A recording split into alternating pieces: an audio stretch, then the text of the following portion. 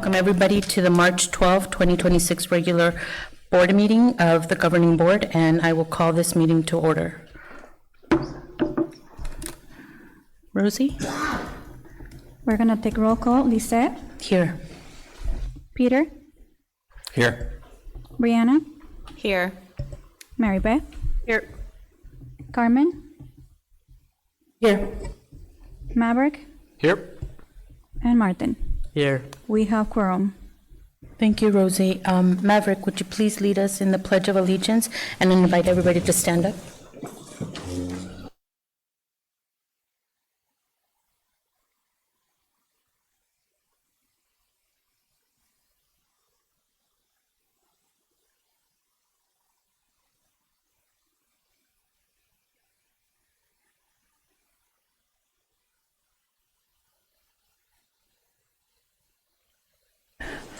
Okay, we're going to move on to the approval of the agenda. We have received requests to amend item 5A of the consent agenda. Therefore, this item will be removed from the consent agenda and placed under the general agenda for separate consideration and amendment.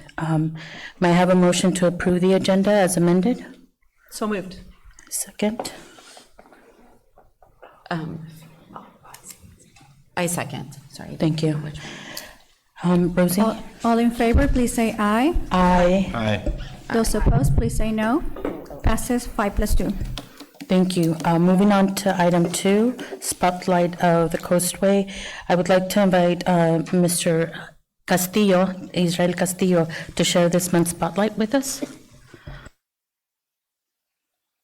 Good evening. Thank you very much. In recognition for your outstanding service as the Pilarcito High School Student Board Member for the 24-25, 25-26 school year, your leadership and your advocacy for the students at Pilarcito and your positive influence has supported the work of the Governing Board. So with this, we'd like to recognize Martin Juarez.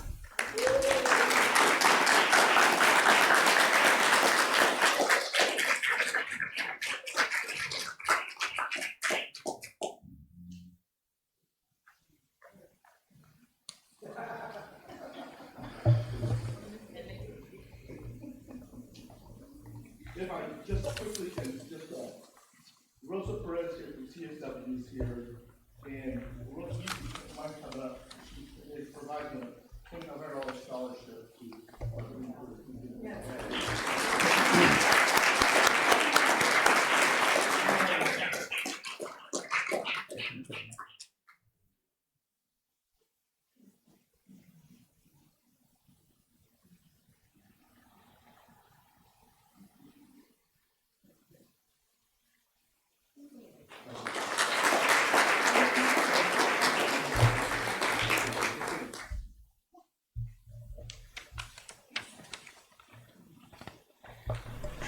Before we move on, Rosa, thank you so much for being here, and thank you for this opportunity for our youth to be recognized in a not traditional way, but a very meaningful way, nonetheless. Muchísimas gracias.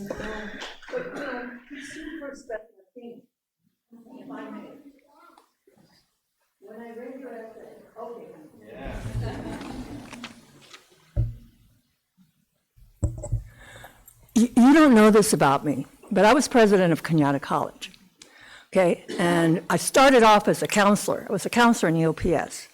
Seen a lot of students in schools.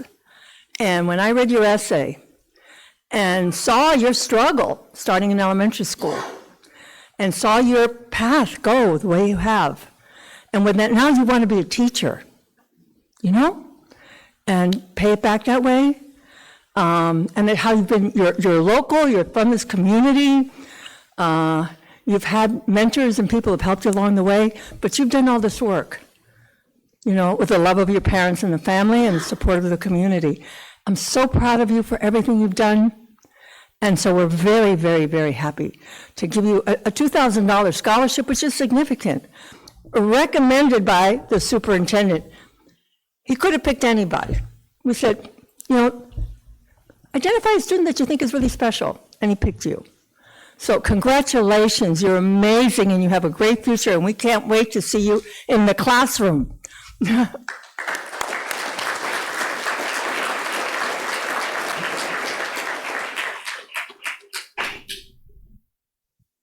Thank you, Rosa Israel.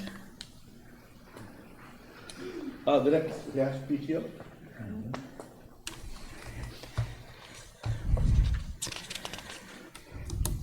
This recognition is for the support, the continued support and dedication to the Hatch community.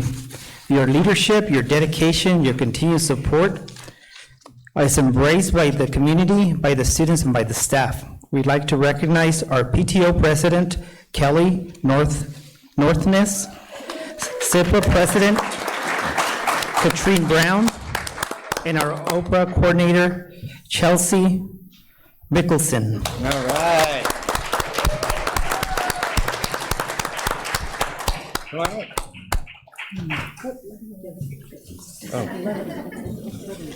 Okay. Let them give their things. Otherwise, I don't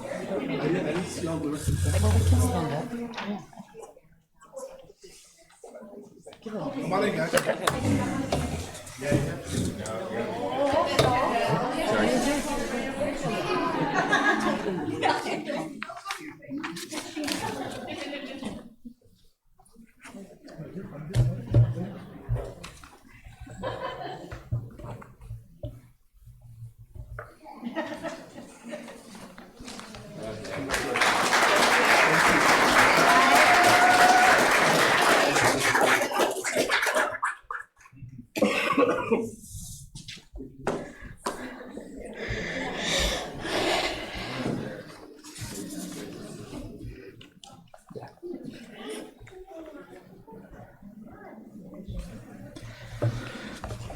We continue with some additional recognitions of students at Hatch Elementary.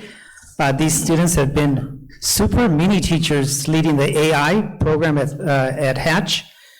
These individuals have participated with the innovation and accomplishments in the program, their dedication in supporting other students as they support one another.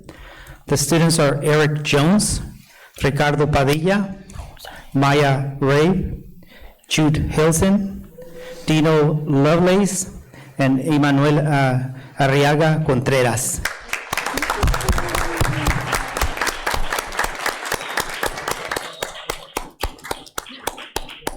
You guys can come on up here. Come on. Also, these young people were identified by their teacher. I went to the 5th grade teachers and said, who are the students that are kind of knocking it out of the park with the lead AI? And it was pretty quick. Each teacher identified 2 students almost immediately, so these guys are doing a great job. All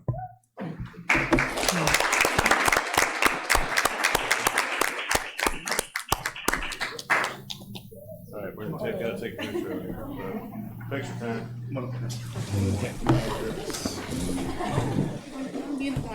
So you gotta do the front. We're good. The filter's in the back. It said that in baseball practice.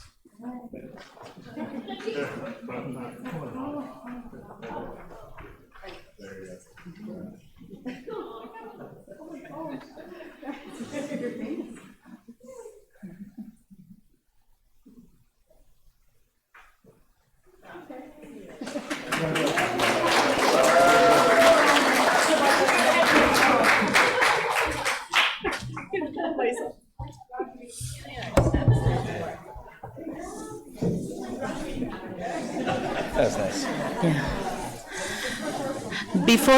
Before you leave, I just want to say thank you.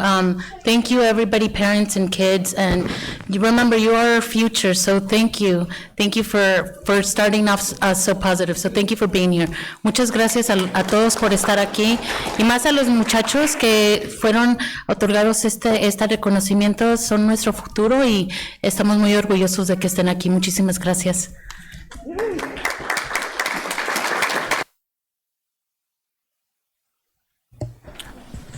Moving on, go ahead. Next item on the agenda, we have our teaching and learning. Principal Jeff Clinton will present on the teaching and learning that's happening at Hatch Elementary School and focus on the programs, share some data, and elaborate on activities that are happening there. Gracias por venir a todos. Gracias.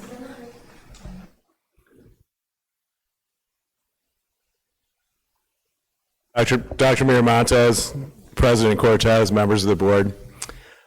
I'm Jeff Clinton. I'm the principal at Hatch.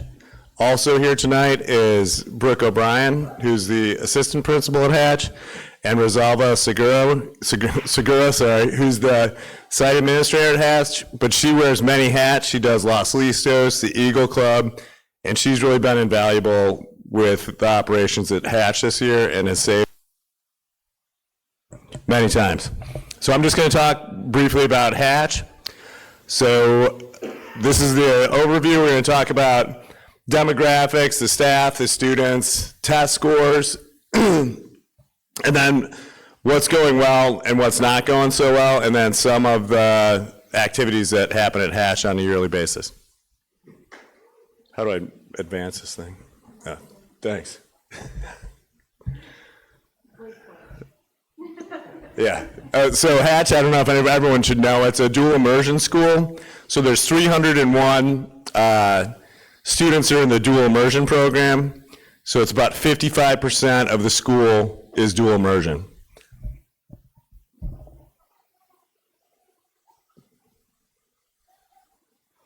And the staff, we have 3 administrators there, 32 certificated staff, 24 classified staff, so there's 58 folks that work at Hatch. This is kind of the breakdown of our student population. 549 students, special ed 12%, free and reduced lunch 39%, English learners 31%, and on that slide too, if folks are looking at this, I just put the percentage of English learners per grade level in there, so you kind of get a sense of the composition of each grade. But there are 172 English learners at Hatch. That means they haven't been reclassified, they're still English learners. And there are there's 9.7% migrants, and there are less than 1% of homeless folks, students. This is the ethnicity. I can't read, I think it's 54% Latino. Then the next biggest subgroup is Caucasian, I think it's 25%. And then there's, thank you, I'm getting old. Then there's 18.3% 2 or more races. And then there's a subgroup of Asian, and then there's no other subgroups that count. This is the dashboard. So on the top you can see ELA, math, and English learner progress we've maintained. So we're kind of stagnant. We haven't gone down, we haven't gone up in those areas. And then as far as, I didn't realize I was going to be this far away. I knew this was going to happen. So bear with me. I brought these. So we have gone down in science, and that's just the 5th graders. So we have been focusing, CEF has a science teacher that comes in 2 days a week for our 5th graders. Science is only tested in 5th grade, 8th grade, and then I believe in 11th grade. So this is the change from 2 years ago to last year. So we went down a little bit in science, which isn't good. Suspension rate is great because suspension rate dropped. Chronic absenteeism has also declined a bit, but not enough. It's just 0.8%. We're actually working on that this year. Then our academic performance. If you're looking at this, what you want to focus on is the met or exceeded, which is the kind of the green band right there. So in 2025, the 3rd graders went up a little bit in ELA, 4th graders went up a little bit in ELA. In math, the 4th graders crushed it and went up a ton in math, but those are the significant increases. Nothing else increased. So hopefully this year, we're working very hard to try to increase the ELA scores. And Hatch has been in flux with leadership and teachers for a couple years, so hopefully we can stabilize that and improve these test scores. This is the LPAC, And this is English learners take this test, and it's a proficiency test. And the percentage up there is how many students got a 4. And once you get a 4, then you're reclassified. So we have 8.2% folks reclassified 2 years ago. Last year, 9% reclassified. I think we can do a better job reclassifying students too. I know at Cunha, the numbers are in the 20 to 25% range. So we are actually working towards that also, but that's another goal that we need to improve the LPAC scores and get kids reclassified. And we have 172 English learners, so we have a lot of work to do. This is a Dibbles, glows and grows. Let me go back to my glasses. So this is the Dibbles assessment, or it's called a screener. It's given 3 times a year. So this is this year's data from the beginning of the year to mid-year. And so high frequency words, if you look at this, there's a little key over here on the right, and kindergarten is increased in high frequency word recognition, first grade high frequency words and oral reading fluency, second grade high frequency words and oral reading fluency, third grade oral reading fluency, and then fourth and fifth grade have increased in oral reading fluency and reading comprehension. Then if you look on the bottom, first grade and kindergartners have actually gone down in phonemic awareness a little bit. Second graders have gone down in nonsense words, which means that's basically a decoding skill. They're looking at a nonsense word, they have to read it. And then fourth and fifth graders still need to work on their oral reading fluency. But I think this is great because there are data chats. They give these tests, and then the teachers speak with the district literacy specialist, who is Rachel Sage. We can go to the next one. And then this is how are we supporting teachers. So we have the Wilson reading system.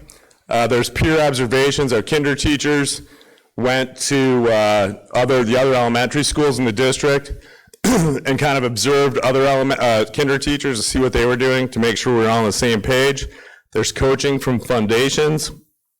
There's tier 1 interventions, tier 2 interventions, collaborative planning after school for foundations, and I know Ms. O'Brien does this almost daily with teachers after school.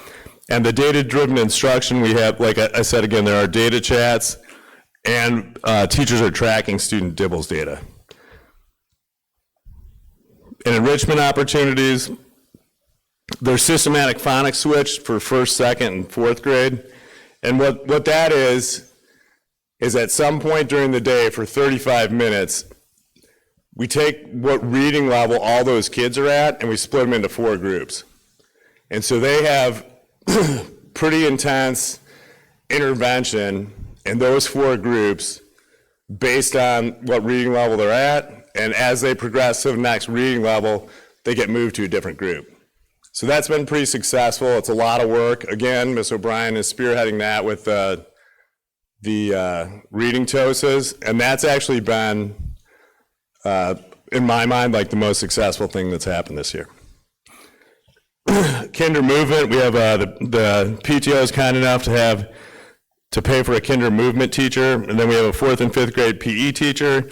The HEAL Project, Art in Action, the Sheriff's Activity League, we have a 5th grade science class that's CEF pays for, Miss Maker, social groups, Lead AI, which the district pays for, thank you, Dr. Miramontes.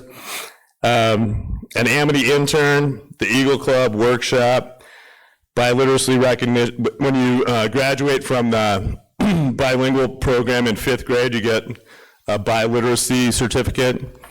And we have Big Lift and STEAM, which we've had in the district for years. We have that at Hatch also. We can go back to the, no, 2 back, sorry. Okay, that's Erin Smith, and she's our counselor. And I would like to thank all of you for providing a counselor for the elementary schools. She is phenomenal. And I mean, I've worked with a lot of counselors over the years. Counselors at Cunha were phenomenal the last 3 years I was there. She takes the initiative and just will roll with it. If she hears like kids are hitting themselves or doing whatever, she goes in and does like keep your hands to yourself kind of lesson, and she'll do it like if it's happening in kinder. She'll go into all the kinders, but she'll do this stuff on her own. And then later we'll come back and be like, hey, Jeff, I did, which I really like. She does take the initiative and does really good stuff. And I think kids love her, parents really like her, and that's been a real highlight this year. I don't know what we would do without her, because she can do that intensive stuff, like seeing kids. She'll see them like 10 times or 12 times, I don't know. She does like at least a 10-time thing, and then she'll move on to the next kid. But it is like, I mean, that has dramatically improved the school culture, because she has the time to work through problems with kids that, I mean, my kids are in their 30s. I'm relearning what it's like to interact with first and second graders that are having issues with each other, but she is dynamite. And next, finally, the educational and cultural celebrations. So that is a picture of the Halloween parade. And then the next picture is, Brooke, what is that picture? What is it? Oh, community readers. That was a great event. So that was like a community reader came into each classroom. That was wonderful. And then we have author visits. That's an author on the right-hand side. And Lee, one of the parents, and there are a ton of parents at Hatch that could have been recognized. I mean, I could have gone 50 deep, okay? I mean, Kelly and Katrina, they do the majority of organizing everything. And then Chelsea did the opera for the last 5 years, and she's not doing it anymore. Ton of time doing that. But there's the play that Carolyn spends a ton of time doing. Robert leads the art and action stuff, on and on and on. There are tons of folks that do wonderful things at Hatch, and I really do love being at Hatch. At first, it was a little scary because I'm not an elementary guy, but I'm getting there. So I do love it there now. So it's all good. And thank you guys, seriously. Are there any questions?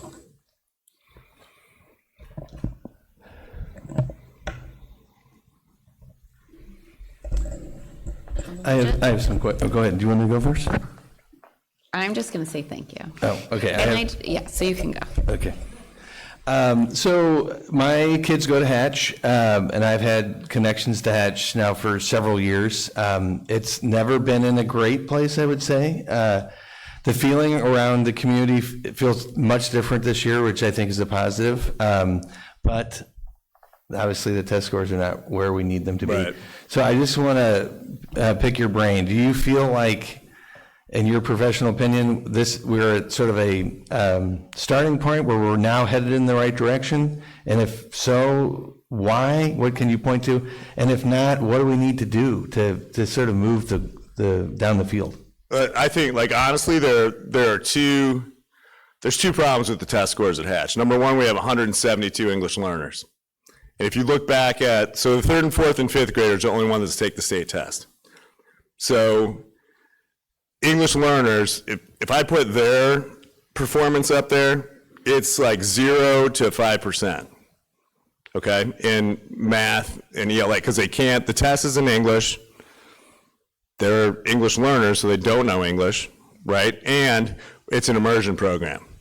So the third, fourth, and fifth graders that are in the immersion program, they get a little bit English, but they're not getting, they're doing a lot of Spanish the whole time. So I think when they get to middle school, that changes because it's just one class in Spanish. But right now, it's like we're burning the candle at both ends. It's hard to even imagine. I think it can be much better than what it is, for sure. And I know there are immersion programs that are a lot higher than that. But I don't, it's not going to go up 20%. It'd be nice if it went up 5% every year for a while, or more, possibly. But it's an uphill battle. And I think having the teachers on special assignment there is really good. I think this reading switch is great, and we're doing it in 3 grades now. It'd be really nice to do it in more grades. I do feel like doing it in 1st and 2nd grade, the 3rd graders are kind of set up for success. And if you go back historically and look at some of Hatch's, ELA scores, 3rd grade they're pretty good. And I believe that is because of the intense interventions in 1st and 2nd grade that kind of drops off. Hearing that, it sounds like the immersion program in some ways is a double-edged sword, that maybe they're learning this material, but it's in Spanish, the test is in English. Right, and they There's take no it, wiggle room there. but they take it in Spanish too, it just doesn't count. Yeah, oh, So, yeah, they take it in English and Spanish. And Do they we do have the it at numbers on Cunha, that? too. do we have the numbers on the Spanish test? I do not, no. We should get those I numbers. can get those numbers. I don't think they're significantly high. We should be providing those numbers Yeah. over the years, right? If they don't count, it's a benchmark for us. Right. To know whether or not these kids are getting what they need. Yeah, I mean, I obviously hear often from people at Hatch, and I feel like for a long time it's been just give the school a little bit more time, things are getting better. But, it's hard for families to hear that over and over again. And then the other piece of this too, of course, is that there are families who feel like their child is higher achieving and that those needs are not getting met. And that's difficult. I totally understand why we would focus more on kids who are struggling to learn, and that makes sense. But if you're a parent of a child who is not being challenged, it's tricky. So Right. I know it's tough, and I do hope that that we start to see the trends move in a different direction.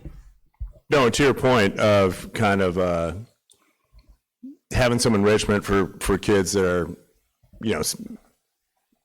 like are meeting the benchmarks and want something more, I think that's easier to do in I've been a high school principal, middle school principal, and now elementary. And like the things you can do in high school, way easier to address those kids in high school. There's AP class, there's a whole slew of things you can do with those kids. Then Cunha, small, still a lot of little bit of movement going on. So in the math program, you can do that, but you can't really do that in the math program and the ELA program. I mean, you can try. So it is kind of difficult. I'm sure we can do it in elementary, and I'll try to brainstorm how because I think that's a great idea. I do feel like it's hard though when, you've got the traditional program and the immersion program. And for instance, the 4th graders, there's like 2 immersion classes and 1 traditional class. I mean, even if kids are having like a problem with each other, they're stuck. They're staying in that class. So that becomes an issue. It would be nice, like I do feel like the lead AI portion is doing a little bit of that, as far as like for that one on Tuesdays, that person pushes in and challenges those kids a lot, and maybe something like that if we had that, like some type of a math person that came in or reading, like something like that, I think would be good. I mean, I like that outside of the box thinking, because I get the idea that the focus in the classroom needs to be really on the kids who aren't learning, but then to think about other ways that we can do this. I guess I'll just end by thanking you for your leadership, because I do, like I said, I do feel like the sentiment on campus has changed. And that has everything to do with you and your staff and your team. So thank you for that. Yeah, and I think the teachers there are great, and Brooke and Rosalba are phenomenal. So it's not really me, Pete. Let's not get confused. And the PTO and the parents. I mean, it's a wonderful place. So I think it's great.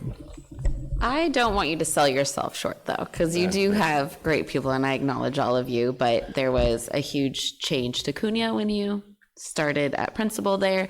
And so I'm not a Hatch parent, and it has been less than a year at Hatch, but I am definitely, I hope that everyone is giving Mr. Clinton grace in this year, and nothing is going to be super quick, but you know what you're doing, and I'm thankful for that. Well, and I also want to thank you for shouting out so many people. I think acknowledging good things, it comes a little, and just right now, the amount of thanks you gave to other people, it just really goes a long way. So thank you for that too.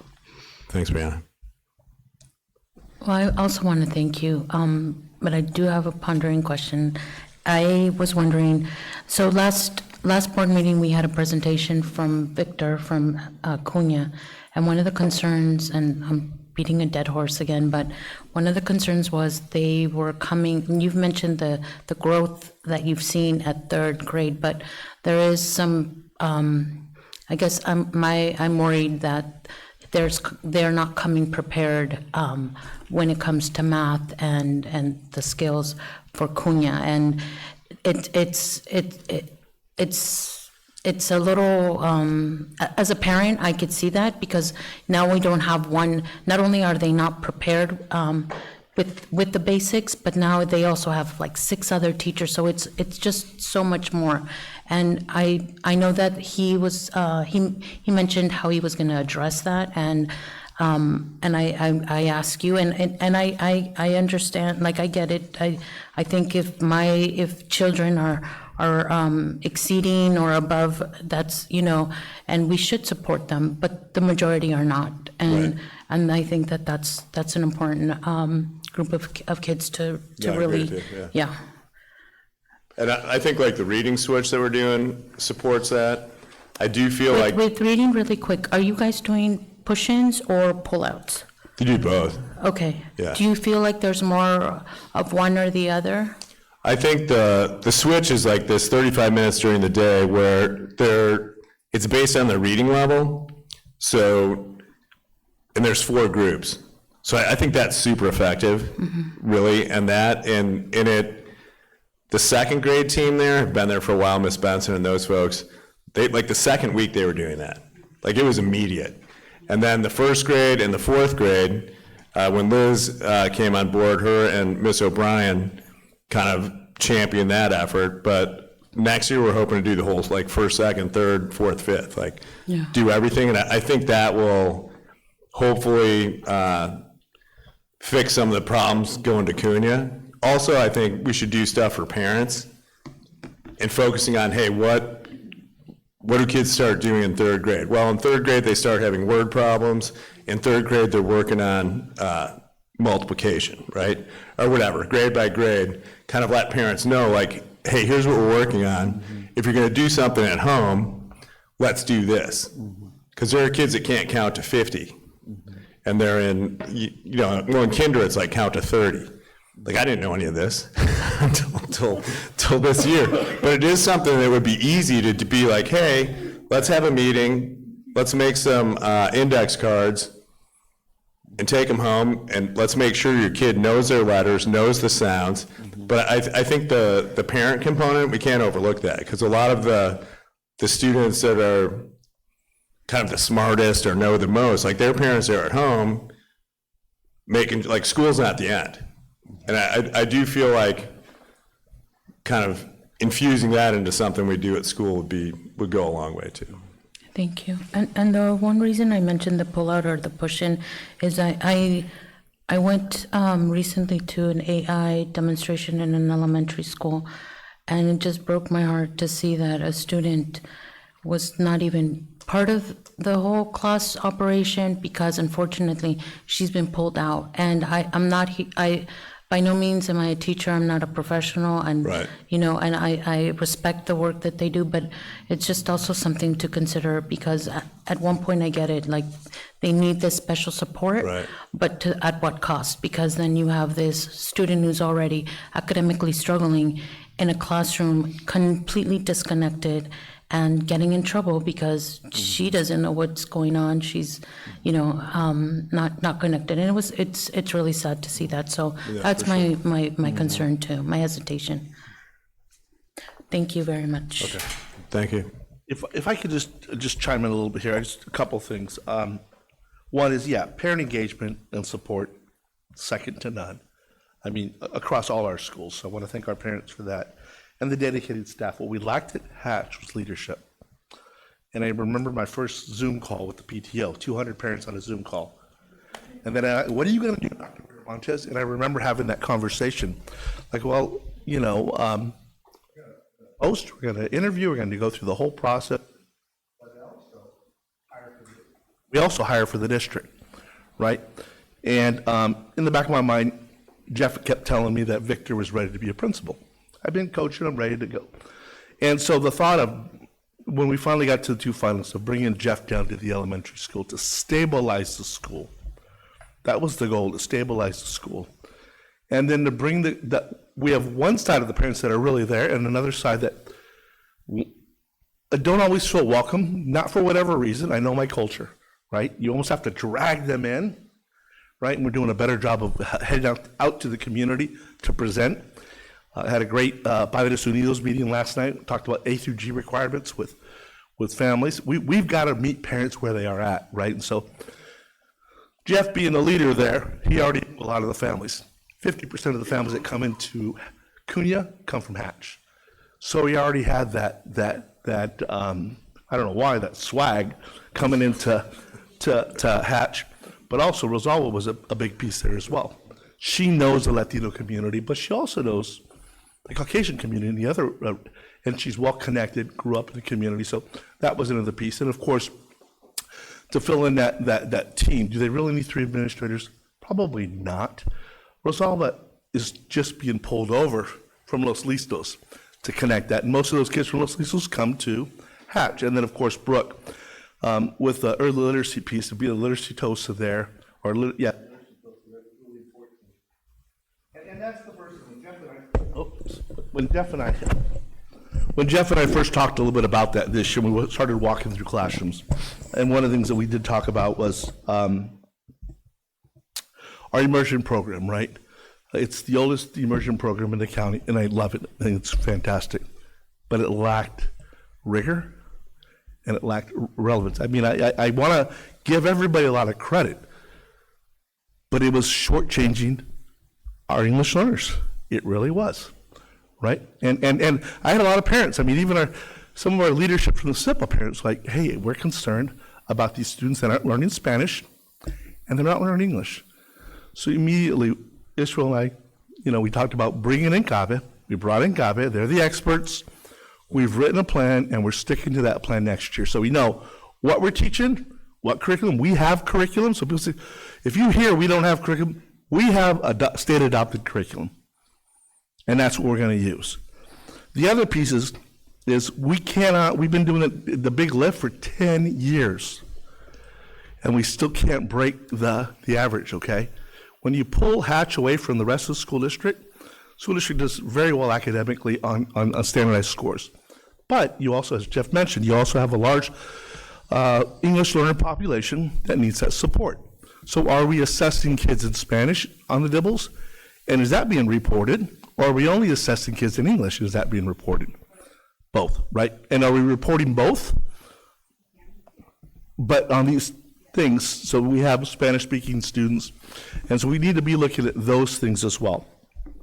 And then when you look at, math and reading go side by side, just like writing, I want to push, and I've heard from families that I want to be in classrooms supporting our teachers, because they're really the ones that are in the trenches each and every day. But we cannot stop focusing on math. The frameworks have been out for 3 years, right? We cannot wait. And so I give Israel, Jeff has a couple of teachers on this committee, but the math committee that's going to be adopted, we're going to bring it to the board here in May, about a pilot adoption for the elementary school, so that our high school teachers and middle school teachers receive kids that are ready for the rigor that's at that level, right? So, but what starts with leadership, but then you have to have protected core time. And that protected core time doesn't mean we're going to put kids on a screen and play video. And I'm not saying it by any means that way, right? Jeff has done a lot of listening and learning and talking, and his staff is ready to move forward. They really are, right? And so, and again, I give that whole leadership team a lot of credit. They have dedicated staff, and a lot of them are young. They just need that extra support, right? So it's our responsibility to support Jeff, and more importantly, to support teachers. So we'll be asking teachers, what type of professional development do we need? And not just a one and done, right? The Super Fridays, not truly effective. Half a day on a Friday, tell me, are you really listening a whole lot? Probably not, right?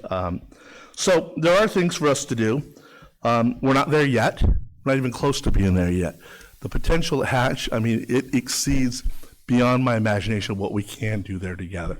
But it starts with leadership, and it continues with parent engagement and dedicated staff. Now we really have to set the markers of what is, and we used to work backwards. When I was a principal and I was superintendent, both, we would look at the requirements for California Distinguished Schools, Title I achieving schools, right? They made Title I achieving schools because sometimes the metrics to get to California Distinguished Schools are difficult, right? But there are, when you look at the National Blue Ribbon schools, right? When you look at those metrics and work backwards, you can get there, right? So I just want to give Jeff and his teachers and his leadership team, the classified staff members, it's a whole team together, a lot of credit, because we've come a long way. 99% of my problems, I shouldn't say 99, and I shouldn't say they're problems, but 90% of my concerns that came to the district office last year were coming from Hatch. And they were all valid reasons. And the big thing, again, I take full responsibility being the superintendent. Leadership.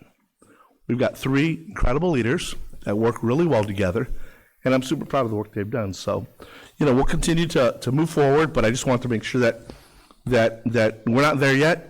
A long way to go, and so thank you, Jeff.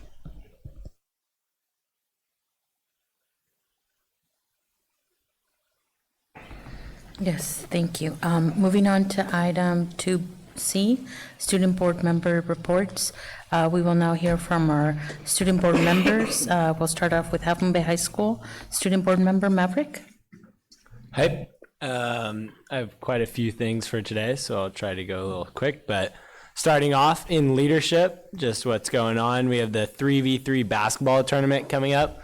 We kept postponing it because our basketball team kept winning and we didn't want anyone getting injured, but now the season's over, we're going to do that. Also, March Madness, we're going to do a little tournament with that, just so you can pick the winner, like get a best bracket. That's always fun. Also, we have a blood drive. It's official. It's on Tuesday, March 31st, so if any of you guys want to donate blood, I recommend it, and you should.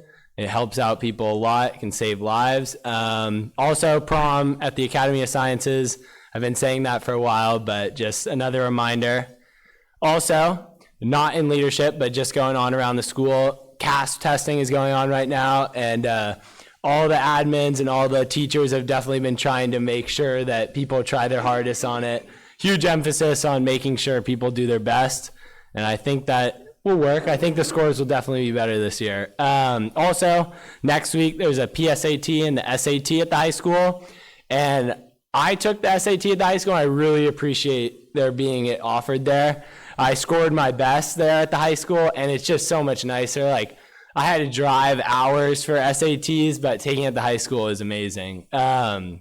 Also, in sports, I mentioned it earlier, but our basketball team lost. It was very sad. Just a quick summary. Basically, it was tied, and the other team's player got fouled with 0.7 seconds left, and they got free throws to win the game. And it was a bummer in the NorCal championship. But we can move on to a more brighter side. It's the last season of sports, the spring season. We got lots of sports going on. My first baseball practice was yesterday, and it feels good. I'm excited for the season. On Saturday at the baseball field, it's the opening day ceremony. It's going to be fun. Got a ribbon cutting for the new field, which is amazing, by the way. And yeah, also, random, but Senior Assassin is going on at the high school. It's like, I don't even know if I'm allowed to be talking about this, but it's just like a game. It's a fun game where you try to get people with water guns, and if they're wearing a floaty, they're immune. I don't know. I'm still in. Yeah, I'm still in, but today's purge day, so after this meeting, I'm going to have to be stealthy. And finally, I just want to give a shout out to the janitor at the high school. The bathrooms actually get trashed almost every day. It's sad, disheartening, and the janitor cleans it up. All right, I don't want to be vulgar, but there's urinals with piss just in it, not clogged, toilets clogged, stuff on the floor, and every morning it's cleaned up. So I just wanted to give a shout out to the janitor. Do we know what his name is or her name? There's 2. No, oh God, No, you got me off guard. Okay. Well, at some point, we'll get the names because I would love to. Sylvester? Okay, yeah. Okay, there it is. Sylvester, Marco, and Travis. Thank you, guys. Sylvester, Marco, and Travis. Thank you guys. I appreciate it very much. Thank you, Maverick. I mean, it's very humbling to see you realize, the importance of the people that do the unforeseen work. But, thank you so much. And you make high school seem like I want to be back there again. Next, we have our next Pilarcitos School Board Student Board member, Martin. Hello, very short. Last week, we had a very successful WASC visit. The committee was impressed by our school's sense of community and connection, and the students led the focus group with the reformative circle format that we are known for. And the point of growth for our school is data, which we are already planning to, we are looking into implementing more ways to gather data on our students and stuff. And I'm going to help find solutions to that, working with the teachers. And we currently have for woodworking class, we currently have a few benches available for sale made by our students. The profits made by the benches go straight to the school for funding for our classes that we have. And last Thursday, in collaboration with Safe Routes to School, the music class enjoyed a presentation with an organization called Music Notes, as well as writing a song about pedestrian safety. And that's it. No. Thank you, Martin, and once again, congratulations to you on your scholarship. Now, moving on to item 3, general business. We will begin the general business with debt management strategy presentation. I will turn it over to Dr. Miramontes. Thank you, President. This presentation outlines the district's ongoing debt management strategy, including a review of the general obligation bonds and parcel tax, with planning to ensure long-term financial stability in alignment with voter-approved priorities. Dale Scott and Company, the district's municipal advisor, provided an analysis on potential next steps, including issuing Series B bonds from the 2024 election and refinancing outstanding bonds to generate projected savings. The board is asked to receive this information as part of the continued oversight of the district's debt management planning. Mr. Dale Scott.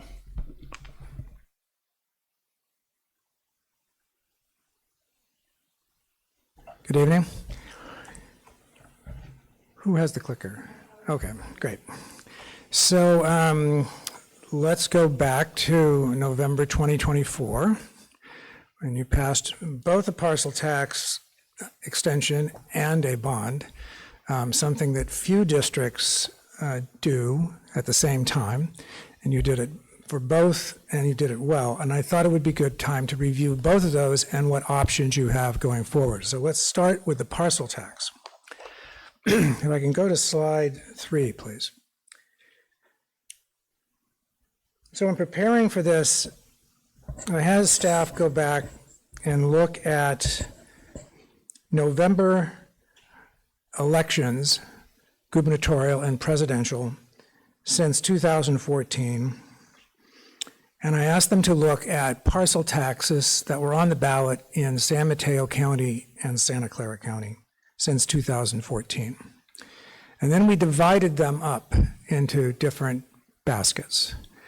Basket 1 is where you were, a new parcel tax, one that is being put on the ballot and asking people to approve it.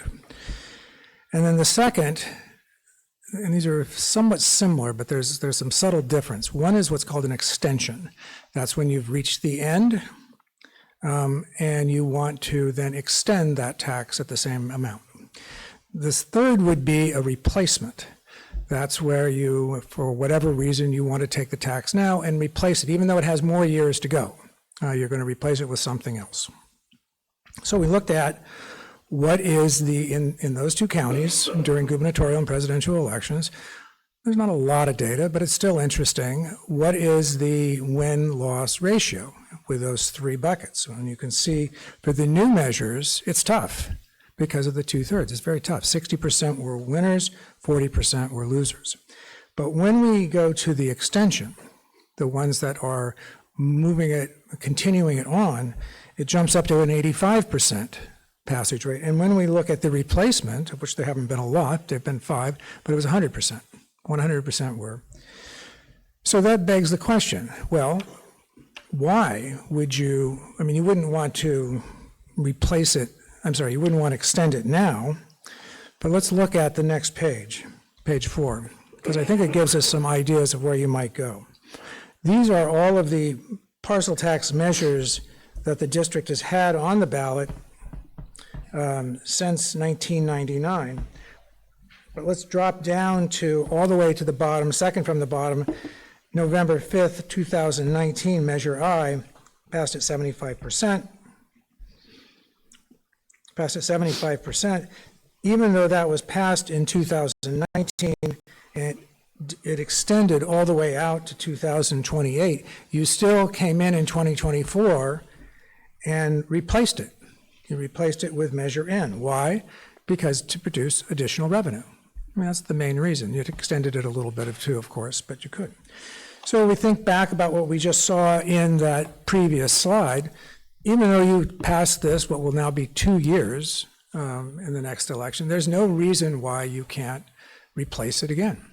And you would do that for a variety of reasons. You might want to increase the amount. You might want to increase the number of years. You might want to you may want to take the years away, the deadline away. You may want to have a cost of living increase come into it. There's all sorts of things that you might consider. So how would you, if you did want to do that, how would you prepare for that? If we can go to the next page, please. Slide 5, good. The best way to get yourself prepared for that, frankly, is, and you'd have to start now, is to do survey research. You'd want to go out and talk to the voters and ask them, if the district were to do X, Y, and Z, would you be more likely or less likely to vote for an extension of the parcel tax, or a replacement of the parcel tax? And then with that data, we would come back and you would make a decision, we would make a recommendation as to what made sense, what didn't, whether you should explore it or not, and then you as a board would have the opportunity to make a decision to place that on the November 2026 ballot. I'm going to pause there to see if there are any questions about that, because I'm going to turn to bonds next. But this timetable presumes or shows what it would take to go forward. The big one being, of course, board be taking action in June of this year and then on the ballot in November. I mean, I say on the ballot in November, but it all starts in October now, so I can't get over saying. Would you prefer us to hold the questions till the end, or you want the questions now about this? That's it's up to the superintendent. For the order of the agenda, Yeah. we have to do questions at the end. Okay, that's fine. Okay. Let's turn to the bonds. I wanted to refresh you on the bonds because you have some action tonight, and I thought it'd be worth going over what the decisions are. We start out, if I can go to slide 7, please. We start out looking at the district's assessed valuation. If I go to, yeah, that's great. The district has had extraordinarily consistent growth for the last 15 years, always around just a little bit under 5% per year. That doesn't mean it's going to continue that way forever. We want to be a little more conservative in that assumptions, but it has been remarkably consistent, even in the light, if you look back at 2012 during the recession, really no impact. And that was because it's such a stable community. That's all. That's the only reason. If we go to the next slide, you can see that there have been 4 measures brought to the voters. All of them have passed, some of them quite close, but all of them have passed. The last one being Measure K, $153.4 million, which passed by 62%. Next slide, please. So if we take the bonds that have passed, the bonds that have been sold, we take the information regarding the assessed valuations, the assumptions regarding the assessed valuation, then we can construct a projection of what the tax rates will look like for the bonds that have already been sold. This is not including the ones that haven't been sold, because you have quite a bit that haven't been sold. But just for the ones that have been sold, you can see there's just a little bit of the 2024s, which we issued a small series, I think it was last year. And then there's still a fair amount outstanding for 2012 election and 2018. Next slide, please. The district has passed $153.4 million. You issued $15 million in 2025. You're now considering issuing $45 million. The 2025 issue, or Series A, is in the light blue, and these are again tax rates that projected tax rates we're talking about. The tax rates for the Measure B are projected in the dark blue. You can see that's really an extension of about that $140 number per $100,000, and that's what we anticipate continuing as we go on. In the table on the right-hand side, you see down in the third and fourth line, it says to be determined, TBD, and that really means to be determined. That is the board's decision to go forward with that. There is no shelf life on these bonds. It's not like you have to do them, and you're going to be relying on staff. You're going to be relying on advice from us as to when the appropriate time is.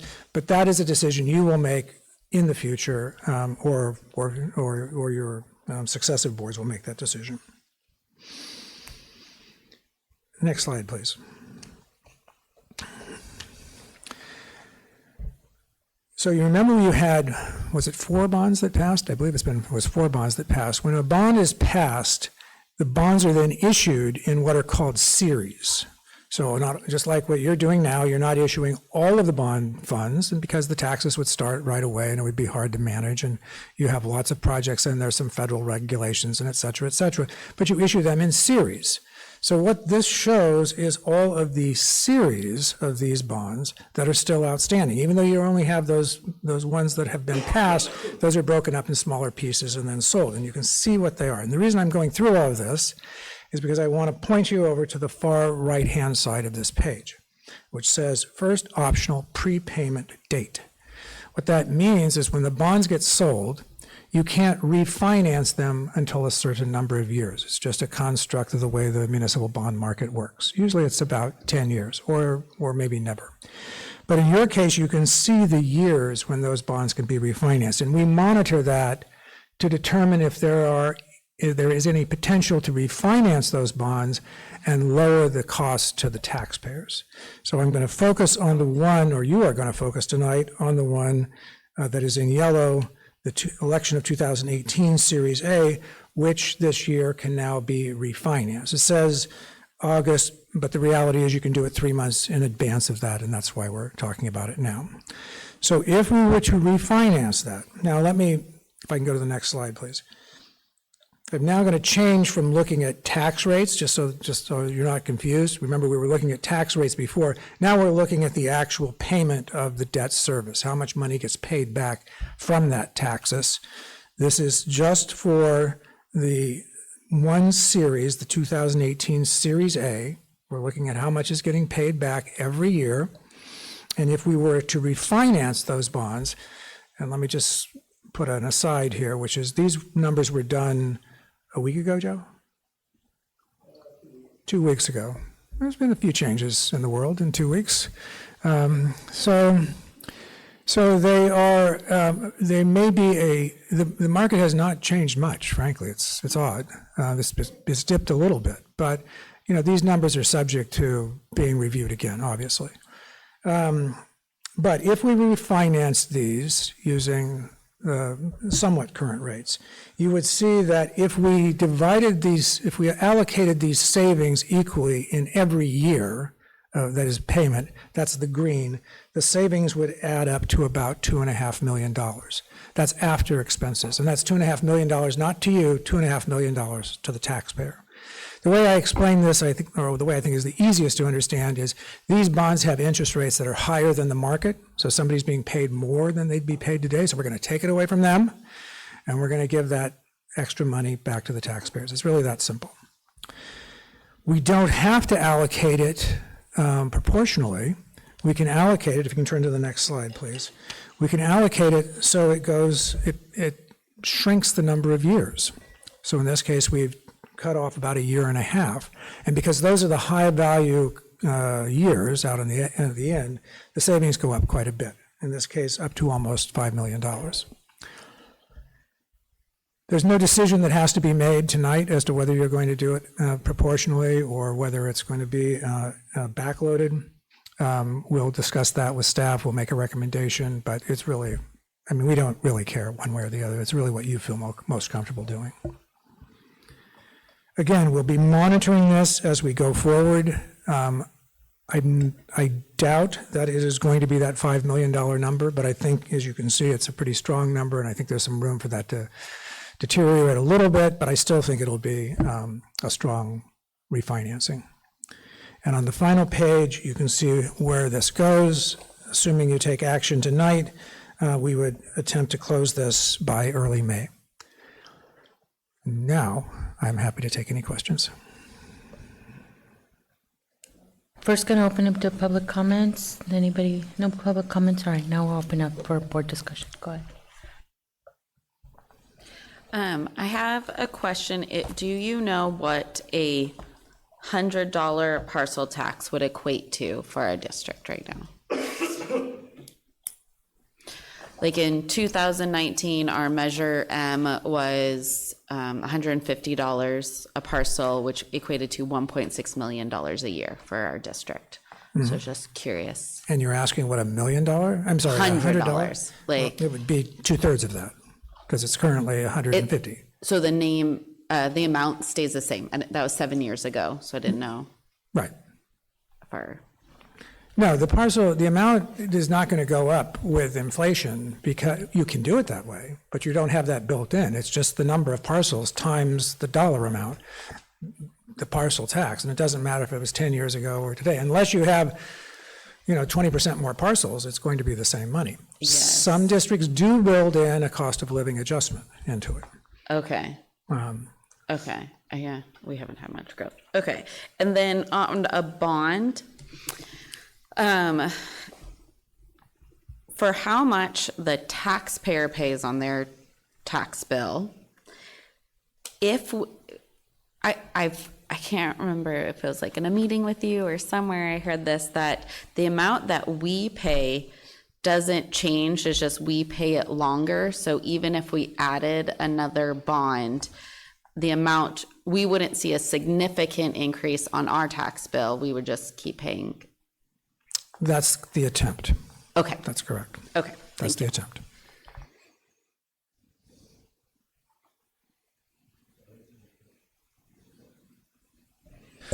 Thank you for your presentation. I have a couple questions.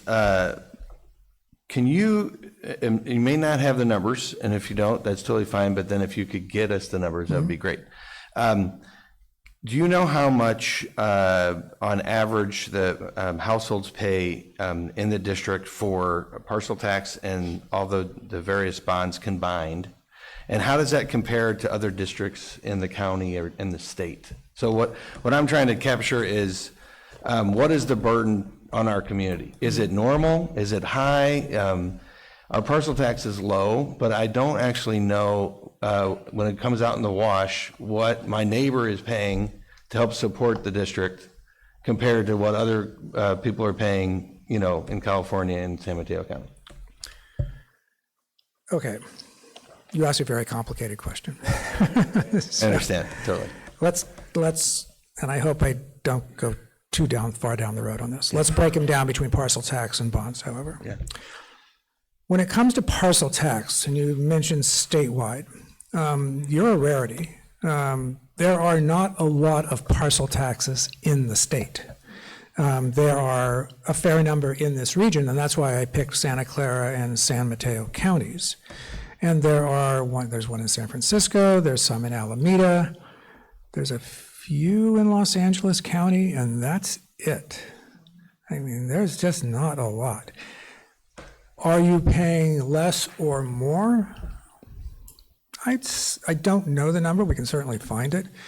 You are, I would bet, in the lower range. There are some parcel taxes that are in the thousands of dollars. There are some parcel taxes that are in $50, but you're somewhere probably a little bit below the average, however you want to calculate that. But I'm happy to get that number for you to the extent we can. Yeah, that would be good, because of course, people complain about taxes, and we want to be able to, I want to be able to speak to, you know, what people are contributing. And if I can say to people, you know, what we're asking is high when you combine the parcel tax and the bonds, but it's worth it for X, Y, and Z, or it's lower, and then we should take that into account. So that information would be helpful. If I can just add, bonds are a completely different animal. Yeah. Because you may be paying $1,000 and your neighbor may be paying $100. Exactly, because of Prop 13. Yeah, so Right. trying to come up with that number is difficult, and that's why people talk about tax rates Yeah. per 100,000. And in terms of tax rates, you're low. I mean, you're low for districts, similar districts. And when I say similar districts, I mean suburban or metropolitan districts in Northern California. Yeah, you're very low.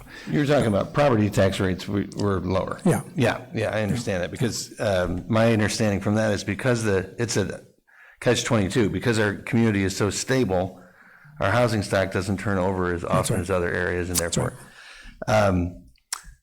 So maybe a data point of like, you know, a house that's assessed at $1 million, you know, what is that compared? That could be an interesting data point. Another question I have is, there are 12,000, roughly 12,000 taxable parcels in the district, according to a quick search I just did a second ago. When you do your research to try and determine what is you know, what would the community approve for a personal tax, what is your survey size? How many people are you surveying in a district where there will be 12,000 parcels? You're going to attempt, you know, that's a direct correlation to how much you want to pay, frankly. So we would like to get, and how many people answer the phone.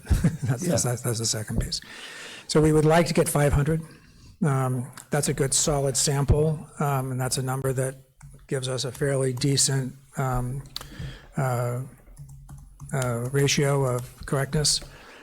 However, it's become more difficult over time to get that number. I did a survey a few nights ago for a small rural county, small rural district, and I think they were only able to get about 100 people that actually would stand for the questions.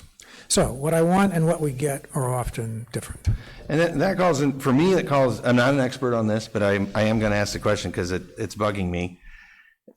Let's say we shoot for 500 and we get 250 or we get 150. Is it worth the cost in terms of our attempt to understand if we should assess a higher parcel tax? I mean, 150 people, I'm not sure what that tells us in terms of what the community will, you know. No, I understand your question. So I'm sure you've heard the term margin of error. Okay? So if we're doing a survey, we'd like to have something like a 5% margin of error. That means that when I tell you, well, we believe that 70% of the people, of the voters in this district will support this measure, that is 70% plus or minus 5% either way. If I walk in here without a survey and you say, well, I don't think the voters are going to approve this, that's a margin of error of about 99%. Right. See? So yes, having a margin of error of 10%, well, sure, that's a big swing, but it's better than nothing. It gives us a sense of where we are, and it gives us a sense of where the voters are. So would I like to have more? Of course. So would every candidate for president. But they're tough to get. Right. But it's better than just, well, I think. I mean, how much better is debatable, but I hear what you're saying. You're right. Without a survey, it is, it's just anecdotal. You're going on anecdotal, but Okay, Yeah, let appreciate me it. just, I'm sorry to butt in, but let me just tell one quick story. I was in front of a community college board in the Central Valley a number of years ago, and I was delivering survey results, and there was this board member, I could tell this guy was not buying it, and this guy was giving me this kind of evil eye through the entire thing. And there was a good survey. They were getting like 65% yes in the survey. And I asked for questions, and this guy says, "Are you telling me that 65% of the voters in this community are going to vote yes for this bond?" And I said, "Well, I'm telling you, that's what the data says." And he goes, "Well, that's just amazing." He said, I don't understand this, because I don't know a single person that would vote for this bond. And then he stops and he says, "Maybe I just know the wrong people." And I say, "Yeah, that's probably right." And they got 65%, roughly. And then the last question I have for now is this out of curiosity. You said in your presentation that the future bond sales are to be determined because we could decide not to do that. Have you ever seen a board turn down bond money? You have? Sure. Fascinating. Sure. Okay. Turn down what? So he was saying in his presentation that we don't have to actually sell all the bonds that were approved for $150 million. We could decide that we don't need the money. And so I was just curious if you've ever seen a board who said, you know, you're approved to spend $150 million to rebuild your high school, but we don't need it. So, but you have seen that. Yeah, there's two districts down in Southern California that passed over $100 million, and a new board came in and canceled it. Thank you for answering the presentation. Thank you.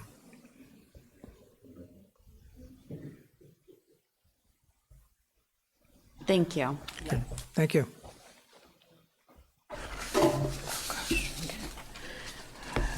Moving on, we have which item? 3B. The next is consideration for adoption of resolution 02-2026, authorizing the insurance of tax and revenue anticipation notes, TRAN, and establishing maximum borrowing amount. Dr. Miramontes? Yeah, this item seeks approval of resolution number 02-2026, authorizing the issuance of up to $14 million in tax and revenue anticipation notes, which is also known as TRAN, to adjust projected cash shortfalls in September, October, and November of 2026. As a community-funded district that receives property tax revenue only twice a year, the district may need to temporarily borrow funds through the CSBA TRAN program to ensure it can meet its financial obligations. The approval of the resolution does not require issuing the TRAN, but if needed, we could borrow those funds and they would be repaid back in June of 2027. Thank you, Dr. Miramontes. Before we go on, may I have a motion to approve as presented? So moved. Second? I'll second. Thank you. And now we'll open up for public comments and or board discussion. Anybody? Okay. I have one question. I just want to clarify, this is just if we need it, it's not, that's all it is, essentially. That's it. Right. But we'll need it, right? The question is how much, right? We may need it, we may not. I mean, that's why you have it there. And I couldn't tell you how much until property taxes come in. Then I guess actually a follow-up question now that I'm thinking about it, thank you for that comment, made me think of this. So we decide this today. Is there another situation where we would review this, or we're giving authority today, and then if we need it, that's? You're given the authority today. Okay. But as always, we would inform the board through the Monday memo that we're moving forward. Got it. And we do this every single year, just FYI. It's as long as I've been on the board. Rosie, we can do action call. Okay, so this is a resolution and it requires roll call vote. Lisette? Aye. Pete? Aye. Brianna? Aye. Mary Beth? Aye. Carmen? Aye. Martin is gone, and Maverick? Aye. Passes 5+1. Thank you. Now, what is this? 3? Item 3C. We will continue with the adoption of the resolution 03-2026, authorizing the insurance and sale of not to exceed 45 billion. I was like, that's a big number. Aggregated principals amount of general obligation bonds. Dr. Miramontes? Yeah, what this item's asking for is the board to adopt this resolution authorizing the issuance and sale of up to $45 billion in Series B general obligation bonds as part of the $153.4 million bond measure approved by the voters in November 2024. The proceeds will support the acquisition, construction, and improvement of the district facilities, and the resolution approves the required legal and disclosure documents related to the bond sale.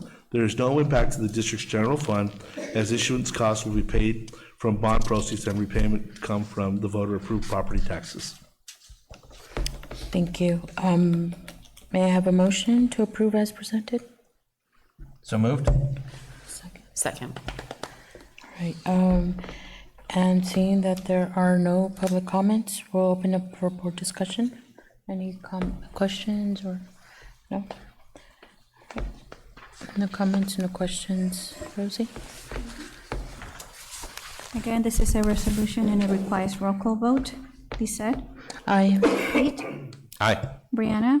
Aye. Mary Beth? Aye. Carmen? Aye. Maverick? Aye. And Martin is absent. Passes 5+1. Thank you. Next item is the adoption of 04-2026, authorizing the issuance and sale of one or more series of its 2026 general obligation refunding bonds in the aggregated principal amount of not to exceed 31 million. Dr. Miramontes? Billion? This item asks the board to adopt the resolution authorizing the issuance of up to $31 million in the 2026 general obligation refunding bonds to refinance a portion of the district's 2018 Series A bonds. The refinancing is intended to achieve debt service savings, which will reduce the taxes required to repay the bonds and directly benefit our district taxpayers.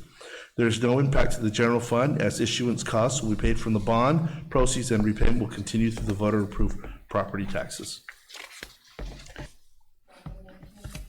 To approve as presented? So moved. Second? Second. Thank you. And seeing that there are no public comments, move on to board discussion. No? Okay, thank you. Rosie? Okay, again, roll call for this resolution. Lisette? Aye. Pete? Aye. Brianna? Aye. Mary Beth? Aye. Carmen? Aye. Maverick? Aye. Passes 5+1. Okay, now we will be moving on to 3E. We will consider the certification and approval of the CUSD second interim financial report, fiscal year 2025-2026. I will turn it over to Dr. Miramontes. Yeah, I'm going to ask Jennifer Marsh, our CBO, to come on up and present the report. Good evening, everybody. So tonight I'll be presenting the 2025-2026 second interim report. And so here's just our agenda for what we're going to be discussing tonight, a little overview of the report and some updates. The next slide. And this is a snapshot of highlights of the second interim report. The second interim report reflects actual expenditures from July 1st, 2025 through January 31st, 2026, plus revised projections for the remainder of the year. The report is projecting a 12.54% reserve and is tracking toward the board's long-term goal of 16%. Next slide. And this is an illustration of the budget cycle. The second interim report is mandated to be certified by March 15th each year. The next phase in the budget cycle is the 2025-26 estimated actuals and the 2026-27 proposed budget presented in June.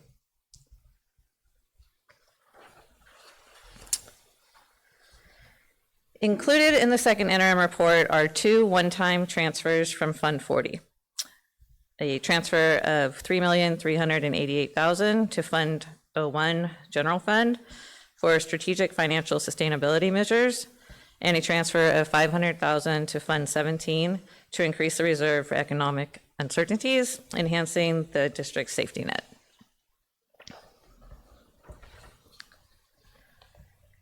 Fund 40 was established in October of 2022 after the district received a $12 million settlement.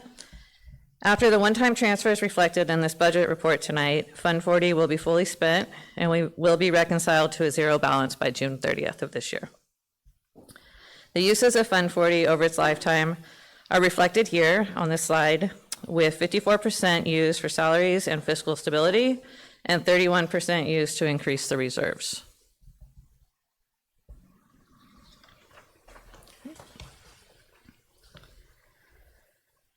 The next two slides include assumptions used to develop the second interim report. A conservative annual growth of 3% is projected for each year 2026-27 and 2027-28. In addition to negotiated salary increases, a 2% annual increase for step and column progression is projected. And the district's multi-year projections are anchored in reliable information as of the date of the projection. They are a snapshot in time and change almost immediately.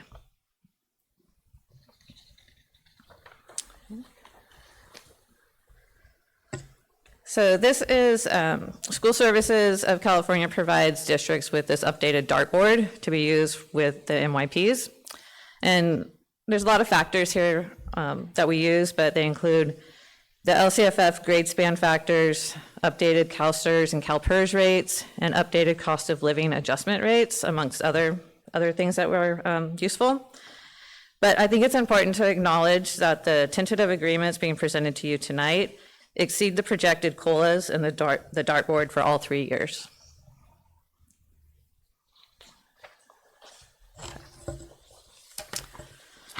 Okay.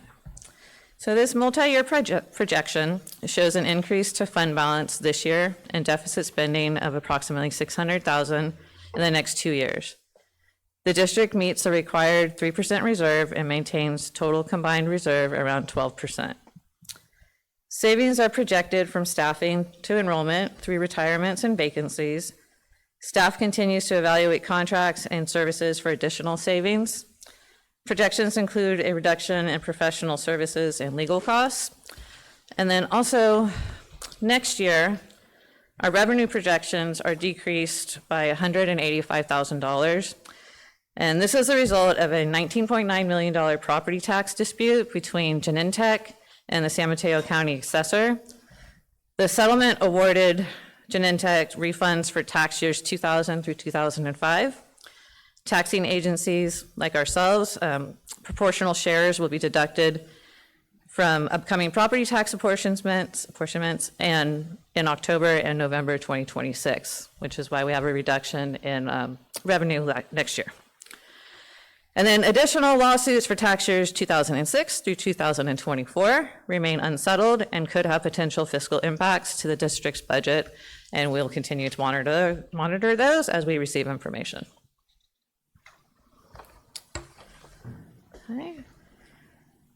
So looking at the revenues for the 2025-26 general fund, unrestricted only, property taxes remain unchanged since first interim, as we await the P2 report in April from SMCOE.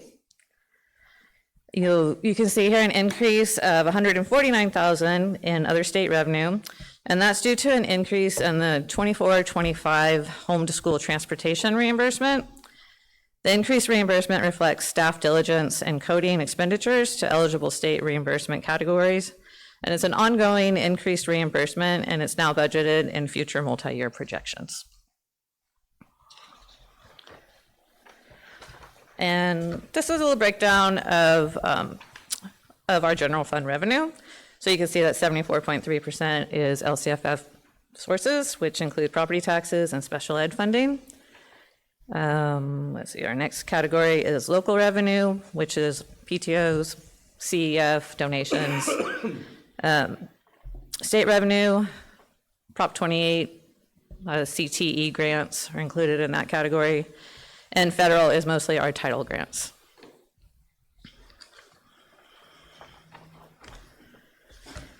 And our expenditures for the general fund for unrestricted only.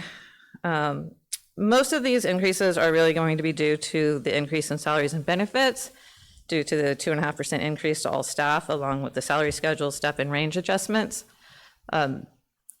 Although that we have these tentative agreements that were signed first week of February, not yet board approved, it was advised by the county office to please include them in the second interim.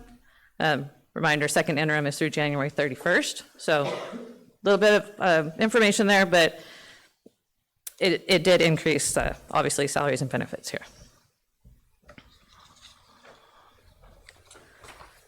Okay, and you can see here that 74.8% of our expenditures are salary and benefits.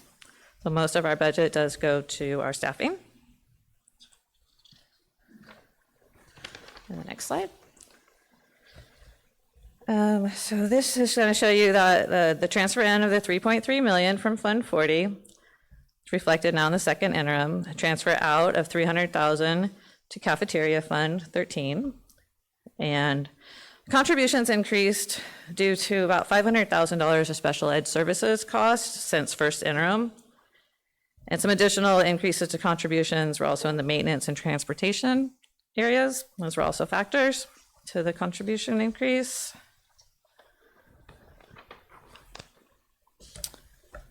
Okay. And our second interim ending fund balance is now projected to be a little over $3 million. And the components of that $3 million is $25,000 in revolving cash, 1.7 for reserves, and 1.3 in unassigned.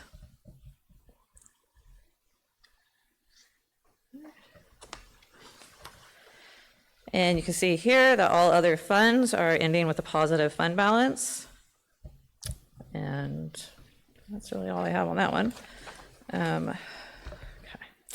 So, reserves for economic uncertainties is the required savings kept in the general fund to ensure stability during unexpected events. It acts as the rainy day fund, protecting core programs. California's state mandate requires a minimum of 3% of total general fund expenditures, when the reality is a 3% is a statutory floor, not a ceiling for optimal financial health. So the state minimum being 3%, our board policy target is 16%. As of second interim, we hold 12.54% in reserves, which is made up of a little over 3 million, 5.35% in general fund, and now a little over 4 million in Fund 17 special reserves for 7.19%. Okay. And looking ahead, with the approval of the 3-year compensation agreements for both bargaining units, the district now has greater certainty regarding its largest expenditure category, the employee compensation, for the next 3 years. This clarity strengthens the district's ability to plan and project costs in the multi-year budget. With this key component established, staff can now focus on identifying additional opportunities for savings and operational efficiencies across the budget. Continued emphasis will be placed on prioritizing the use of restricted funds where allowable, ensuring those resources are utilized before drawing on unrestricted dollars. Staff will also continue to address areas of deficit spending with the goal of aligning ongoing revenues and expenditures and avoiding the need to rely on reserve funds in future years. This work will continue the district's commitment to maintaining fiscal stability while protecting programs and services for students.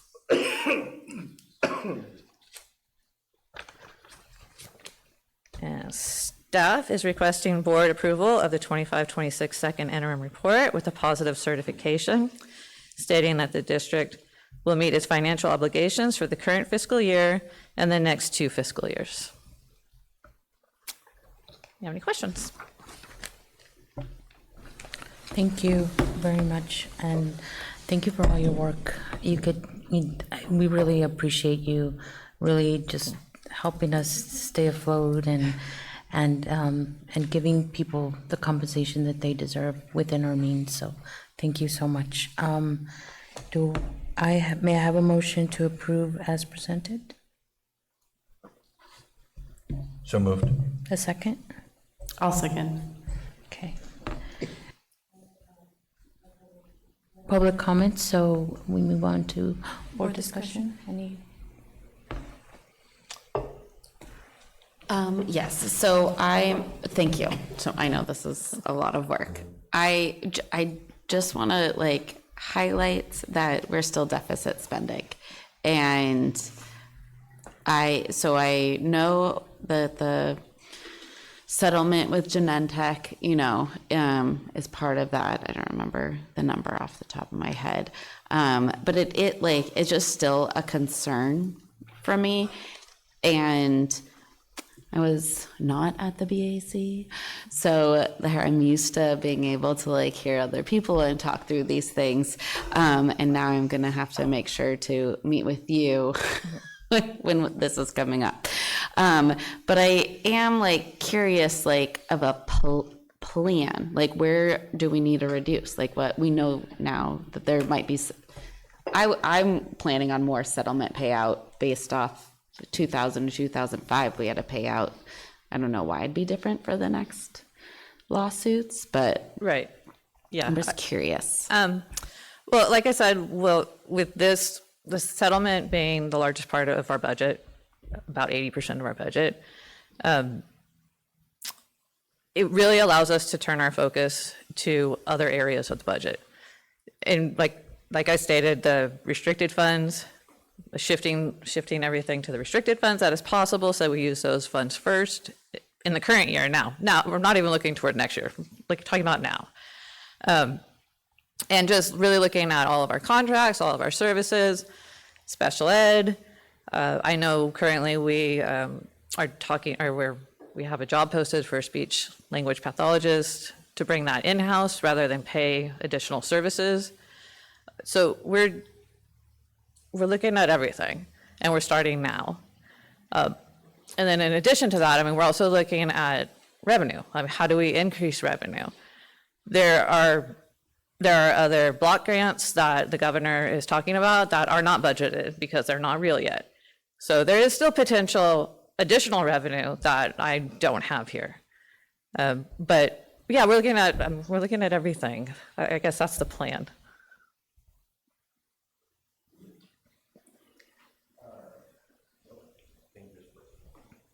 Good. That's good. Sorry. Thank you. I want to start off by saying my apologies for not being at the BAC. I had to work last night. That does happen periodically with my job, where at the last minute I'm asked to be on campus. And last night was one of those times. So I did hear from various people, and I think I have a good snapshot. I do hope at some point to be able to meet with you to kind of go over some of the additional questions that I heard from that meeting. But in terms of tonight, I think the opportunity that the gives us is huge, as you point out. It then allows us the energy and the bandwidth to dig deeper into other things. I think, I know people have mixed feelings about Fund 40, but thank God for Fund 40, because basically that is why we are in the position that we are financially, and why we've been able to work with the unions on their contracts, and it's been just a lifeline for us, but it's gone. And I don't disagree with the way we spend it necessarily, but it's not there anymore, and so we have to just be very diligent. So my first question, did you say in your presentation that your staff, through their work, found $150,000 in refunds? Yes. So in the home to school transportation reimbursement claim, it's a whole formula, but basically if you're coding correctly all the transportation, then you can claim that and you'll get a percentage of it back. I realized that the special ed non-public school transportation was not being coded with that code. So I made sure that happened in the 24-25 closing of the books, and then we were able to do that. And so that's just an ongoing cost I'm sure it'll go up, it'll go down, but it should stay around that amount. Pat, you and your staff on the. Well, thank you. Thank you. I heard it and I was like, oh, if I heard that correctly, we want to make sure that we acknowledge that because that's great. Okay, the next question I have is the revenue uncertainty. We have touched base on it already, but I want to do a deeper dive if you can, or if you can't tonight, maybe get back to us with information. The revenue came in lower than expected, and then we were hit with this. Yes, exactly, which was not anything that we had to do with that, but we have, and then potentially we're going to have another one. We're in deficit spending, so as somebody who is not a financial wizard, I am nervous about that. I don't want to be in a situation where 2 years from now, it's, we should have caught something or we should have raised some concerns and we didn't. So walk me through that. Should we be concerned? If so, how much of a concern is it? And kind of what is the worst case scenario and what do we do in that situation? So I will remind you that we're still projecting a conservative 3% annual growth in our property taxes. There's been several years where it's been coming in about 7%.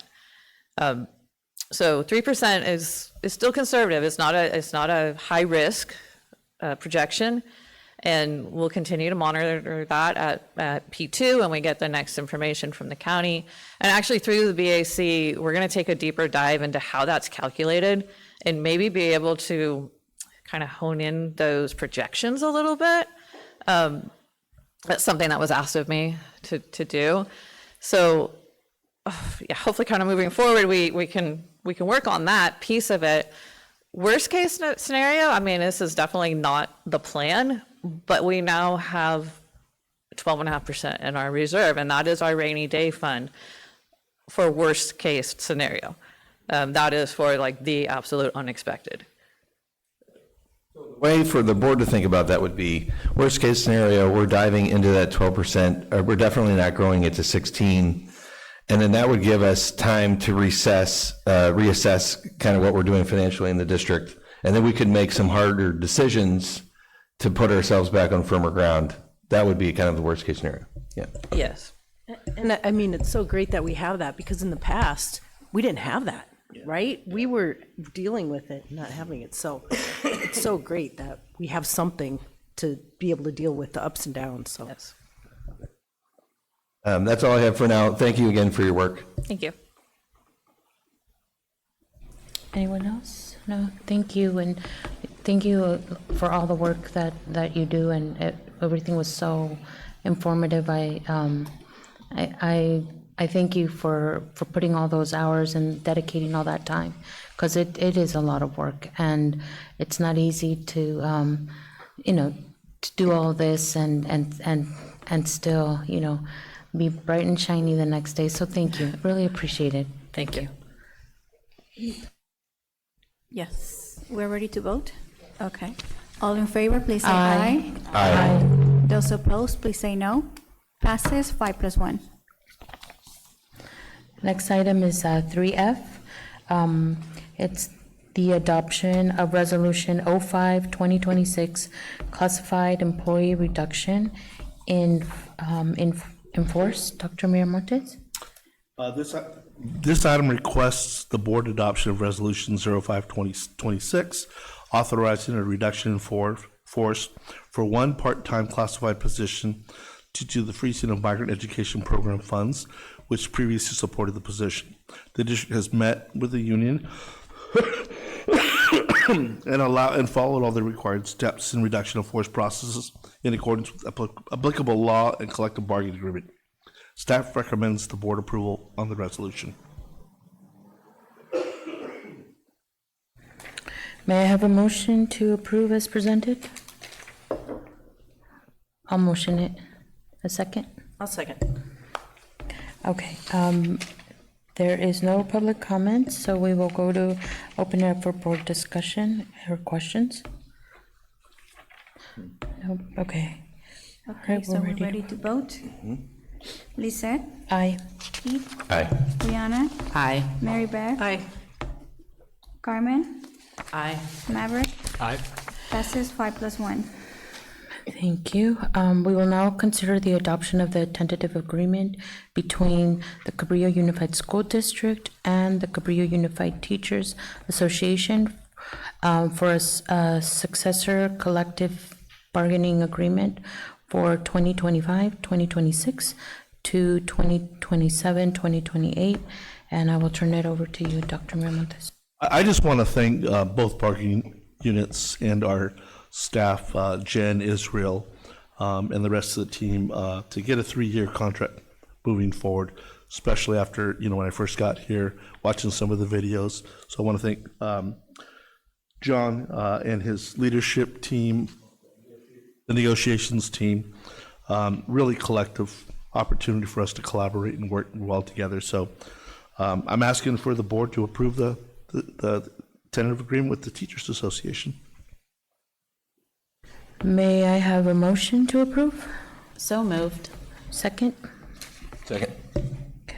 Now I'll open it up for discussion. No public comment, so board discussion or questions?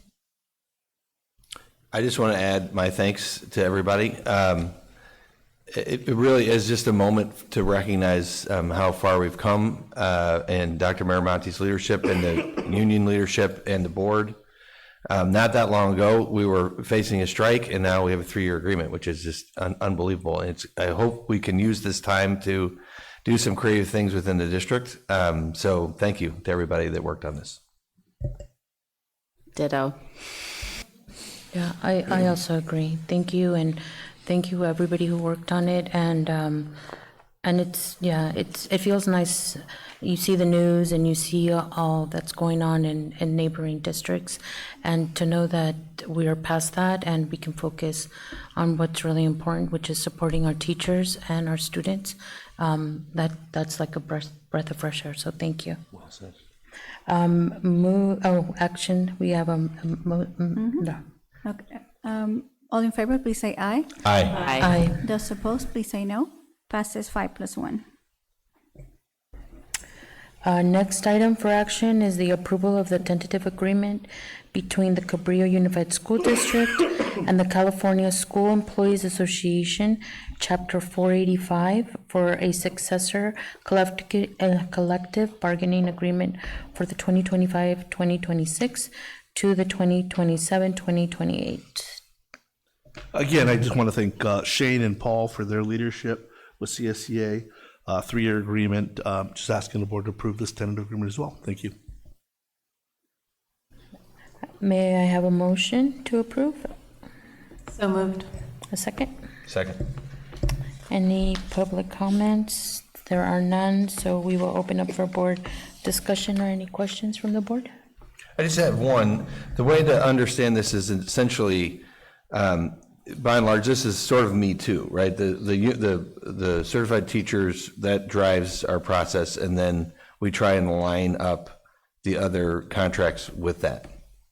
Each group negotiates for themselves, so I wouldn't say it's a Me Too, but yes, I think there's parity and we want to be fair and equal. Yeah. Rosie? All right. All in favor, please say aye. Aye. Those opposed, please say no. Passes 5+1.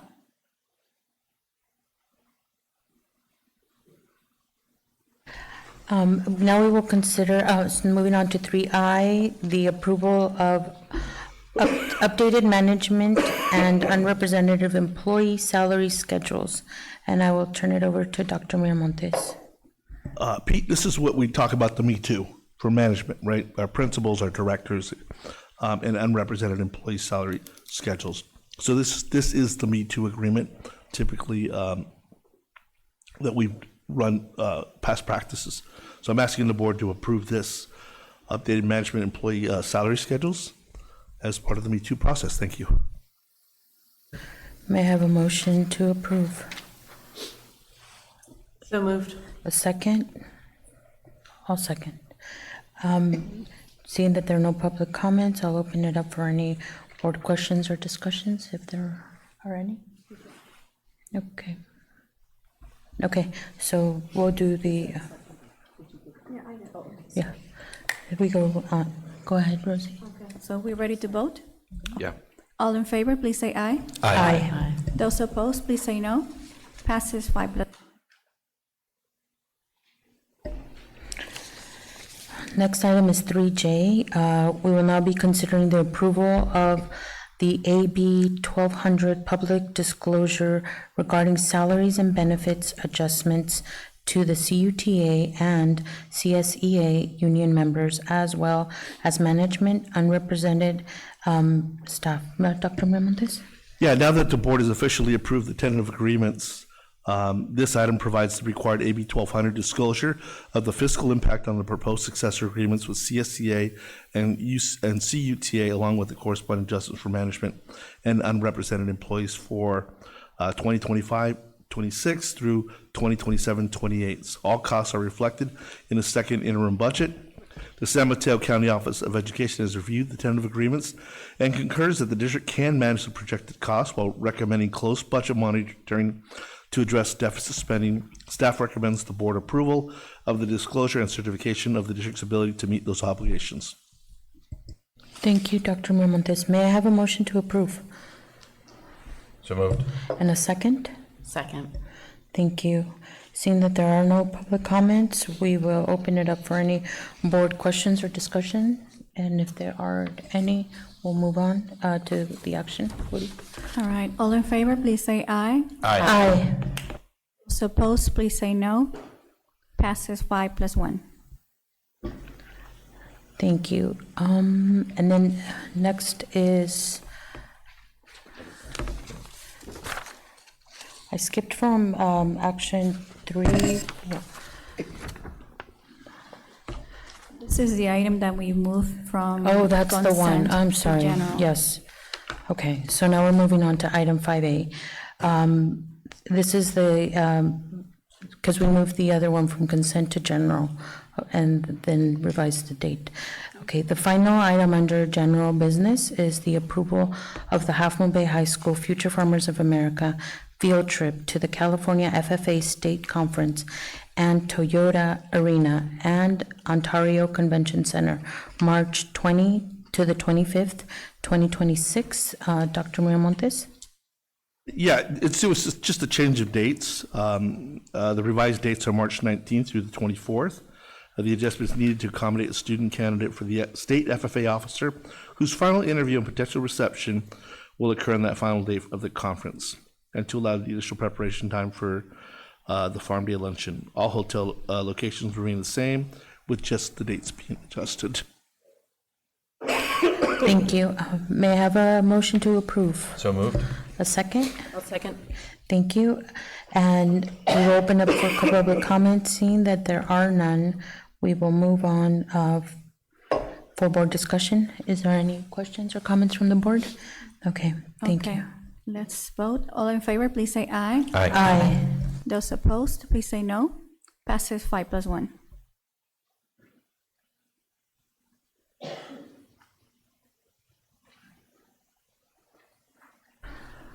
I have a clarifying question. So if we amended, we'll move it 4A, the public comments that are on for that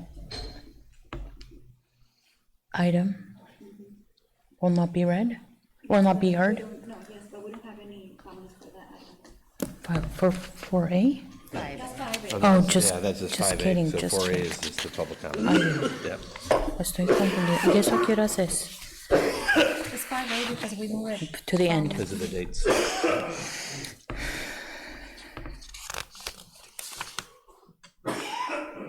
Okay. Now it's item 4A.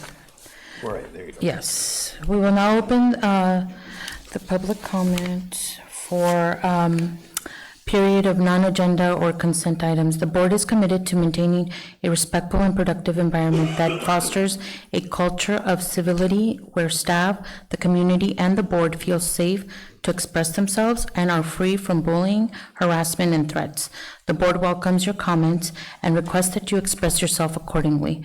All members wishing to speak should complete a comment card and hand it to the executive assistant to the superintendent prior to the introduction of the item. Members wishing to address the board are allotted 3 minutes per speaker, but this may be reduced depending on the number of speakers for the item. The total time for public comments shall not exceed 20 minutes. Please note that the speaking time cannot be delegated to another person. As a reminder, the CUSD governing board does not act upon non-agendized matters except under the limited circumstances as permitted by the laws. Matters raised during public comments will be referred to staff for further examination and action where appropriate. And now we will move on to public comments. So I will call Marissa Sutro.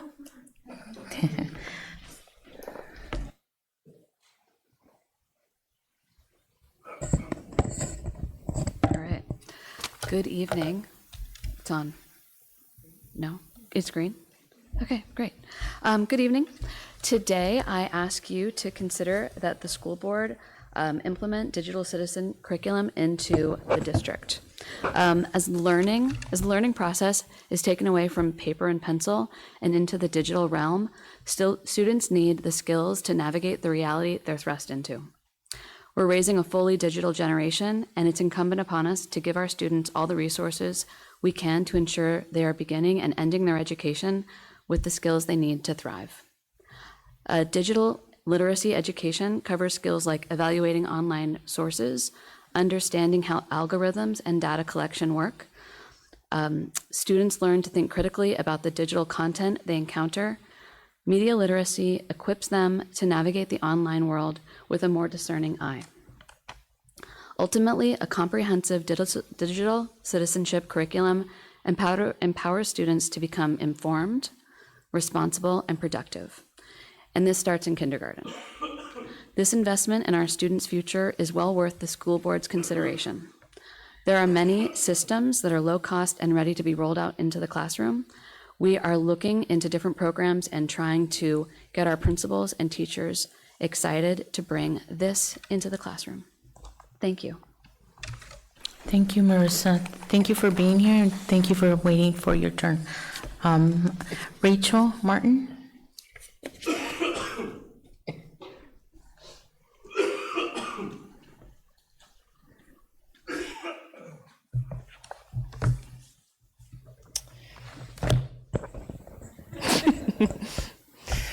I'm Rachel Martin. I have 2 children at Hatch, a kindergartner and a first grader, and they are in the immersion program.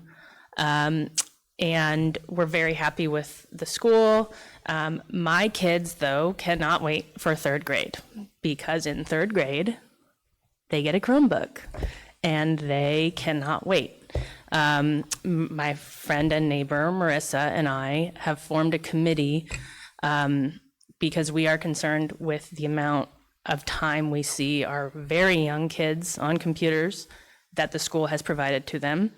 And we're more concerned as the kids get older.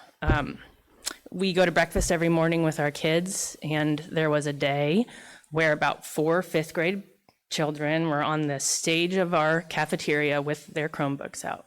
And then every time you looked over, another little child was coming behind them and leaning over their shoulders, TK for 2nd graders. And these kids were not doing their homework before school. They were watching YouTube or playing video games.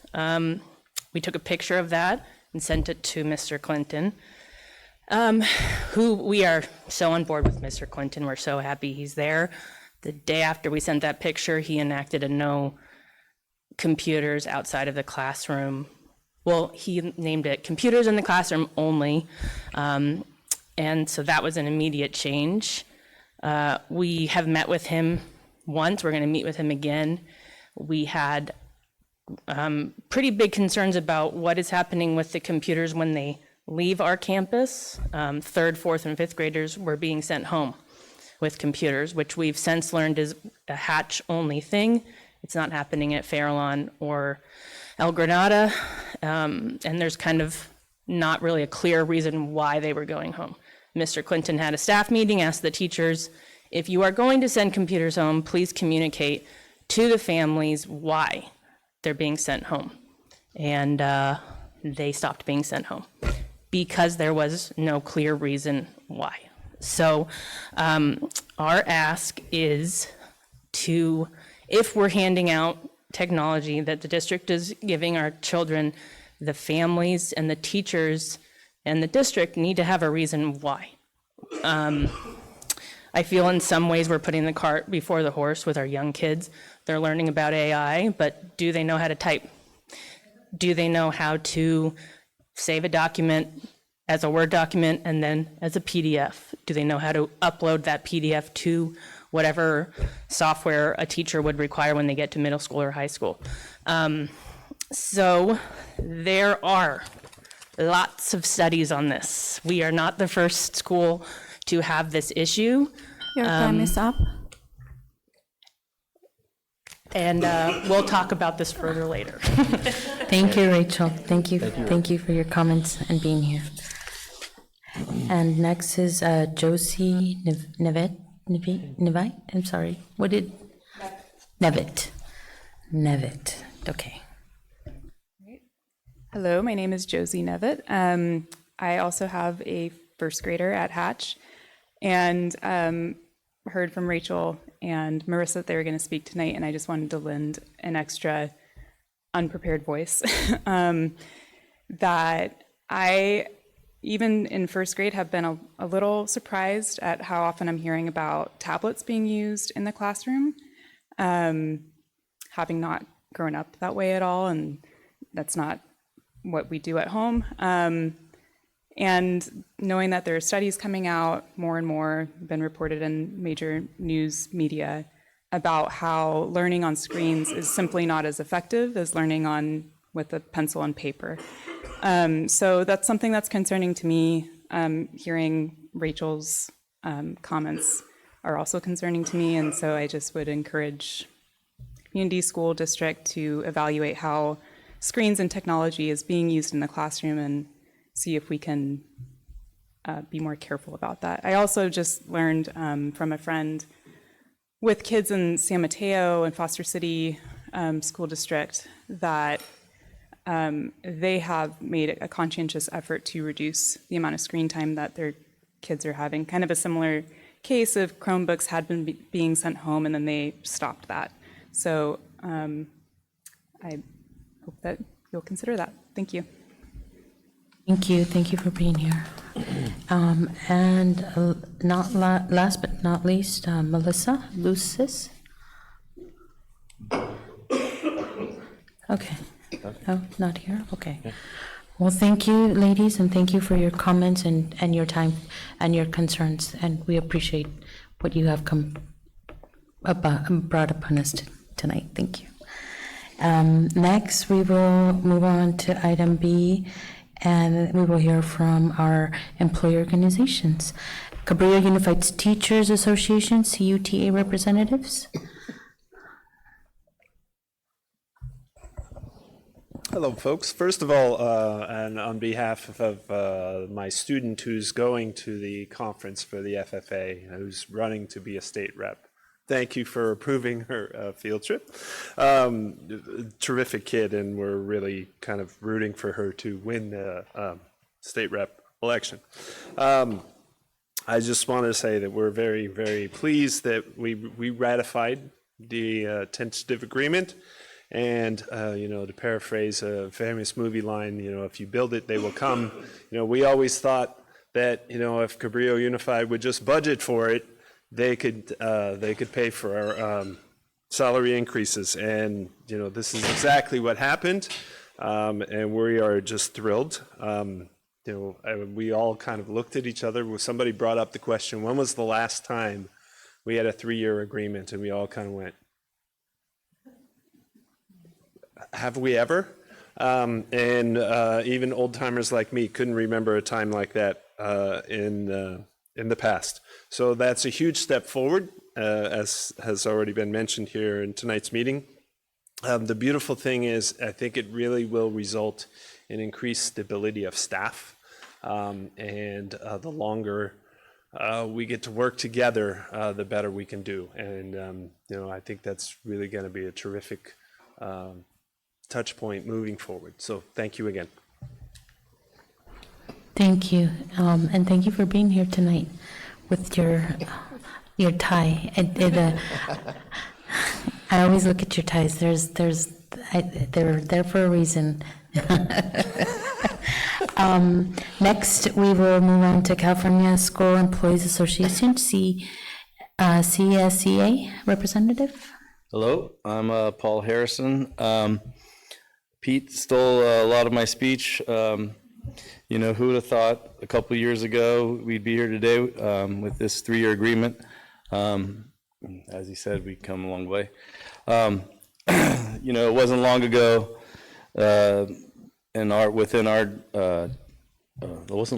within our relations with CUTA, with the last agreement, things were a little icy between our groups. Grateful to say we've come a long way there as well. And it wasn't long ago when within our chapter we have a lot of part-time workers, employees, who work multiple jobs, who have families, and all the strains that go along with that, and where we could only vote on site at the meeting or via Zoom, but things have changed there as well. In the past we'd have an agreement. The last agreement, maybe we had 30 people, and that was a big deal. This year we're voting on site. All our members are able to vote, and we had 122 people vote out of 142 members, so with 115 in favor, so resounding approval. I'm very proud to be a part of that. And I just wanted to say I'm proud of our bargaining partners, the district and CUTA. Just want to thank the district again, Dr. Miramontes, Jennifer Marsh, for fostering such a collaborative and amicable negotiation environment. I think the result of it speaks for itself. And again, we've come a long way, I think. Thank you, guys. Thank you. Thank you very much, Paul. And it's always good to be working together and give us time to focus on what's really important, which is the support for you to support us in supporting the students and the kids. Thank you. Consent. Now we'll move on to number 5, consent agenda. Items listed under consent agenda are of routine nature and are not anticipated for board discussion. The superintendent recommends their approval. If any board member requests the removal of an item from the consent agenda, it shall be taken off individually, considered as a regular agenda item. The consent agenda requires a motion, a second, and approval by a roll call vote. Each item approved by the governing board on the consent agenda is considered in full and adopted as recommended. Good night, Maverick. Thank you. I know. Be careful. May I have a motion? May I have a motion to approve as amended? So moved. Is there a second? Yes, second, sir. Rosie, roll call. Okay. Lisette? Aye. Pete? Aye. Brianna? Aye. Mary Beth? Aye. Carmen? Aye. It passes 5-0. Thank you. Next, we will be moving on to the governance matters, beginning with establishment of a board member compensation structured pursuant to Assembly Bill 1390. Dr. Miramontes? Yes, thank you.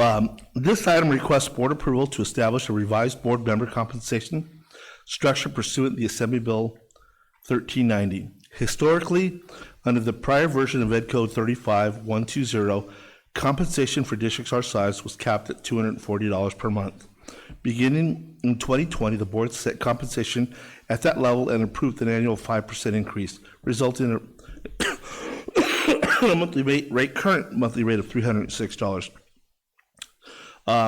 Knowing that what school boards do, Assembly Bill 1390, enacted in October 2025, updated Ed Code 35120 and significantly increased the authorized compensation ranges based on average daily attendance with an ADA of 2,349.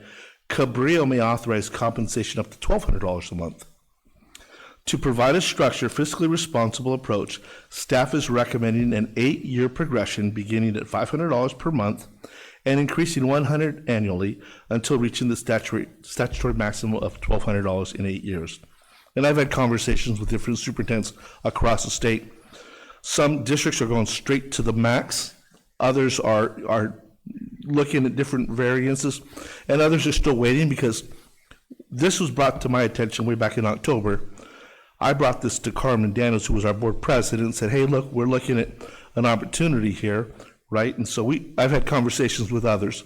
There's no right or wrong way of doing this, but I want to align it to what our staff members do across the district. Our classified staff members and our certificated staff members, they earn every year. So I created the scale, had some conversations with other superintendents that are in my network, had conversations with Jennifer, and I thought, what's the fair and equitable way of doing this, right?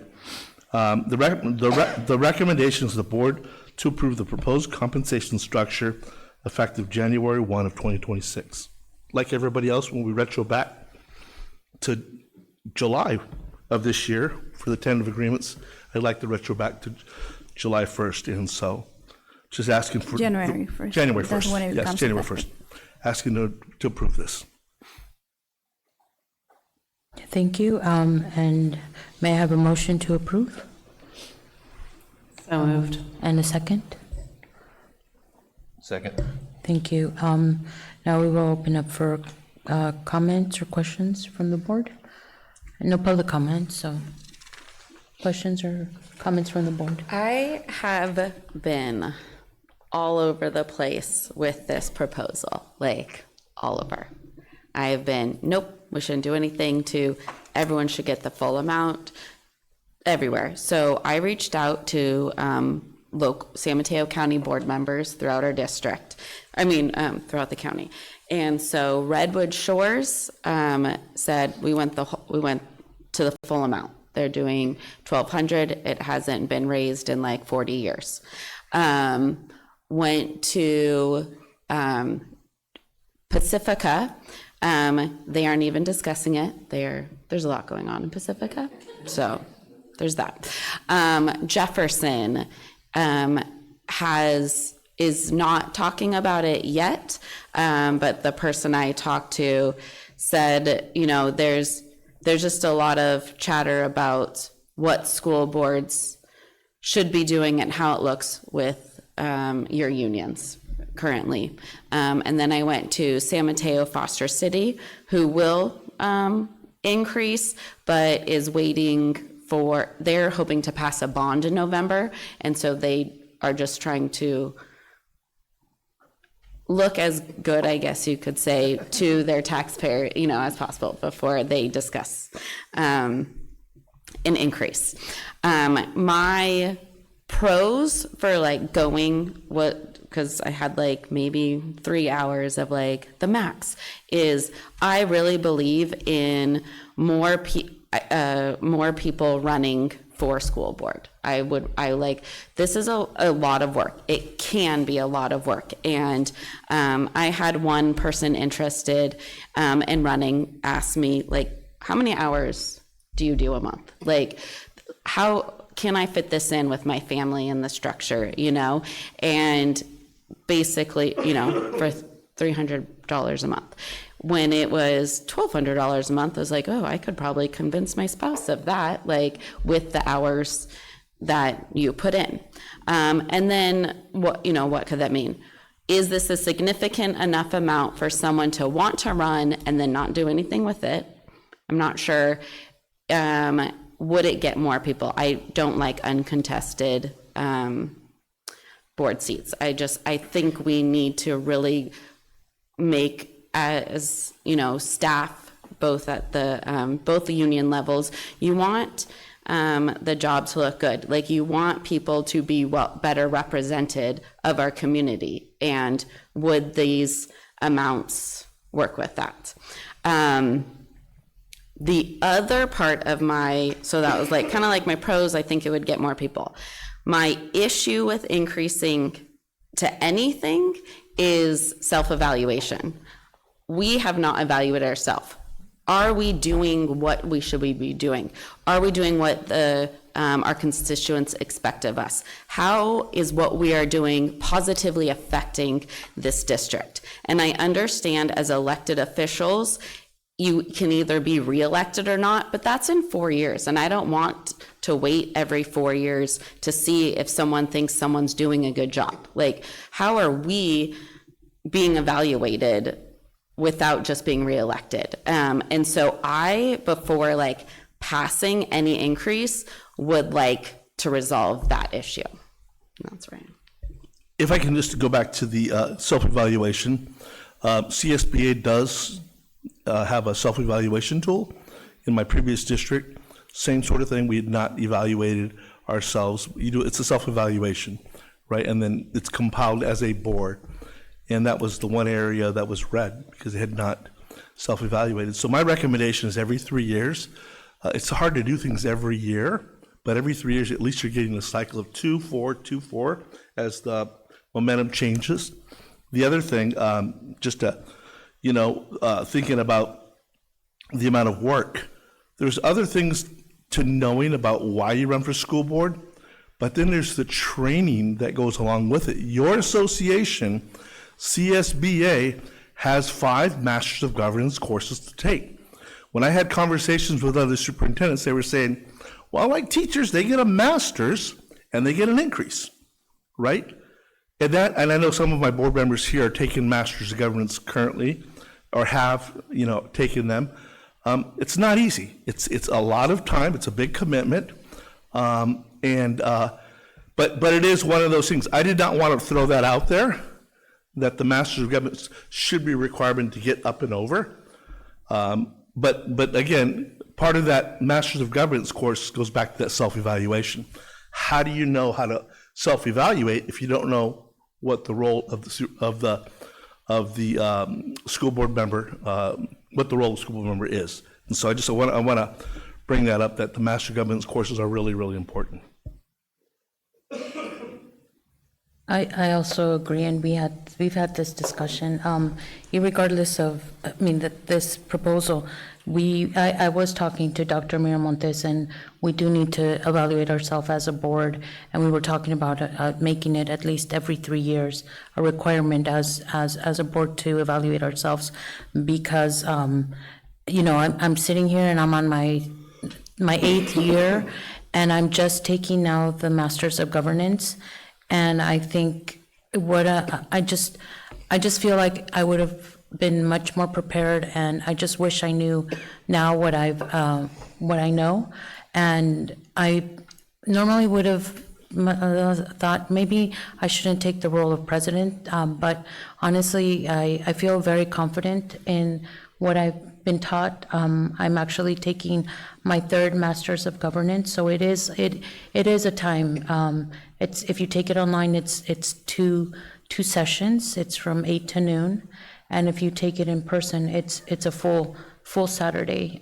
So it is a time commitment, but it is very well used, and it is very, very important. And I was talking to Rosie about just sharing some of the materials that I found very helpful, just to give the board a sense of what they entitle and the courses and the materials covered.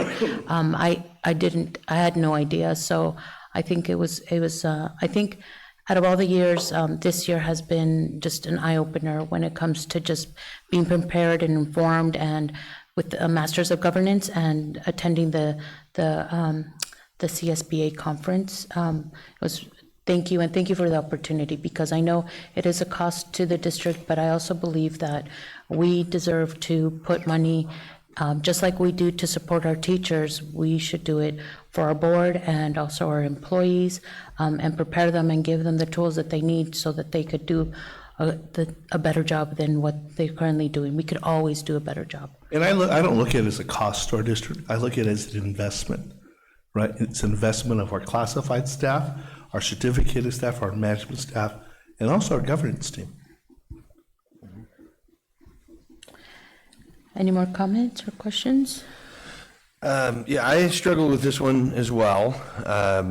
And my initial reaction was that I didn't think, I definitely was not in support of $1,200. And then I sought advice essentially on, how to approach this. And one piece of advice I got was to think about, what is my vision for what a good board member is? And then base the decision off of that. And the way that I view this is that it is a lot of work. It can be a lot of work. When I was deciding to run, someone said to me, it really is one of these things where it's as much time you put into it. And that is very true. And so it can be a significant commitment. But I also feel strongly that it should be one that you do for 1 or 2 terms, and then you get out and you give someone else an opportunity. It shouldn't be something that is ongoing. And my worry with this larger increase is that it could turn into that. It could turn into, larger districts, you're talking about significant money. We're not in that situation, but I wouldn't want this to be a case where, because the compensation's so high, the motivation is the pay, and people run and hold the position for a long time because of that. There's all kinds of power dynamics connected with that really concern me. So I don't have a problem with a small increase, and I think that's kind of where I am now. I think increasing it by $100 is fine. That has helped my wife and I. In fact, we had a babysitter tonight because my wife had to work and I had a meeting. So the money does help for those types of things. And then as people know, when you come visit me at Cafe Society, I buy you a coffee. So those types of things help. So I am supportive of this. I think with the idea that potentially maybe we revisit this if different board members feel differently, and I know we can do that. So I'm prepared to support Dr. Miramonte's proposal as it stands, because it is a small bump in the short term, and we could revisit it if we need to. Wait, but people who have been here for 8 years will get $1,200. Oh, I didn't realize that. Yeah. Oh, this is based on, so like that. You and I would start at year 2. See. Yeah. So And we're there. I would just say for the board members that have been here, they're obviously not doing what Pete's saying. They're not running, they're not serving for the money. If they were, they would have been gone a long time ago for what it is, right? And so there's also that piece of stability. When you have a board that flips every year, every cycle, it's hard to get grounded, right? Because as you heard Dale Scott, you get a board that passes a bond, and then you get a board that comes in and says, nope, we're throwing it back. You're halfway into a project. I know of a district down south where they were gonna look at they have to close 5 schools, right? At the same time, they're gonna close 5 schools. They wanna redo an old high school because and put $60 million into this when they've got 5 schools they could choose from. So again, when boards flip is when you have those things. Board might flip, and they might say, nope, everybody's at 1,200. Next time comes around, board might flip, and they might say, nope, everybody's at 400, right? So my thing is, trying to align ourselves with the associations, I think, is a good tactic that nobody can say. People are running because they want the $1,200 or the maximum. I know certain districts, large districts, where they actually get a full salary and a couple of staff members. We're not there, right? I don't want you guys to underestimate the amount of work that you guys do even now, right? You guys do a lot of work. Whether you think it's work or not, you're doing a lot of work. So I'm not ready to increase until, I don't know how we work out when we can self-evaluation. Like, I would like some I mean, I'm one of 5, so I understand this can go however, but I just feel strongly that we need to have that on the table. When I started the board, it was, everybody just didn't take the $200, and it was very hard for me to be that person who was like, I can't do this, I can't do this, even without the $200. I'm missing out on other ways I could make money to support my family. I mean, it's not cheap living in the coast, and living in my neighborhood, I am privileged to live 3 people in a 2-bedroom apartment. I am very privileged because they're the same apartments in my complex, and we are talking about families in those apartments. So that is not cheap, and everybody knows it's not cheap to live in the coast. You know, everything's going up. So I there was a point where it's like, I'm sorry, but I need to get at least my $200 a month. And I agree. We do need to evaluate ourselves. I never thought about. I mean, it just happened to be the timing, but our evaluation should be not just because of compensation.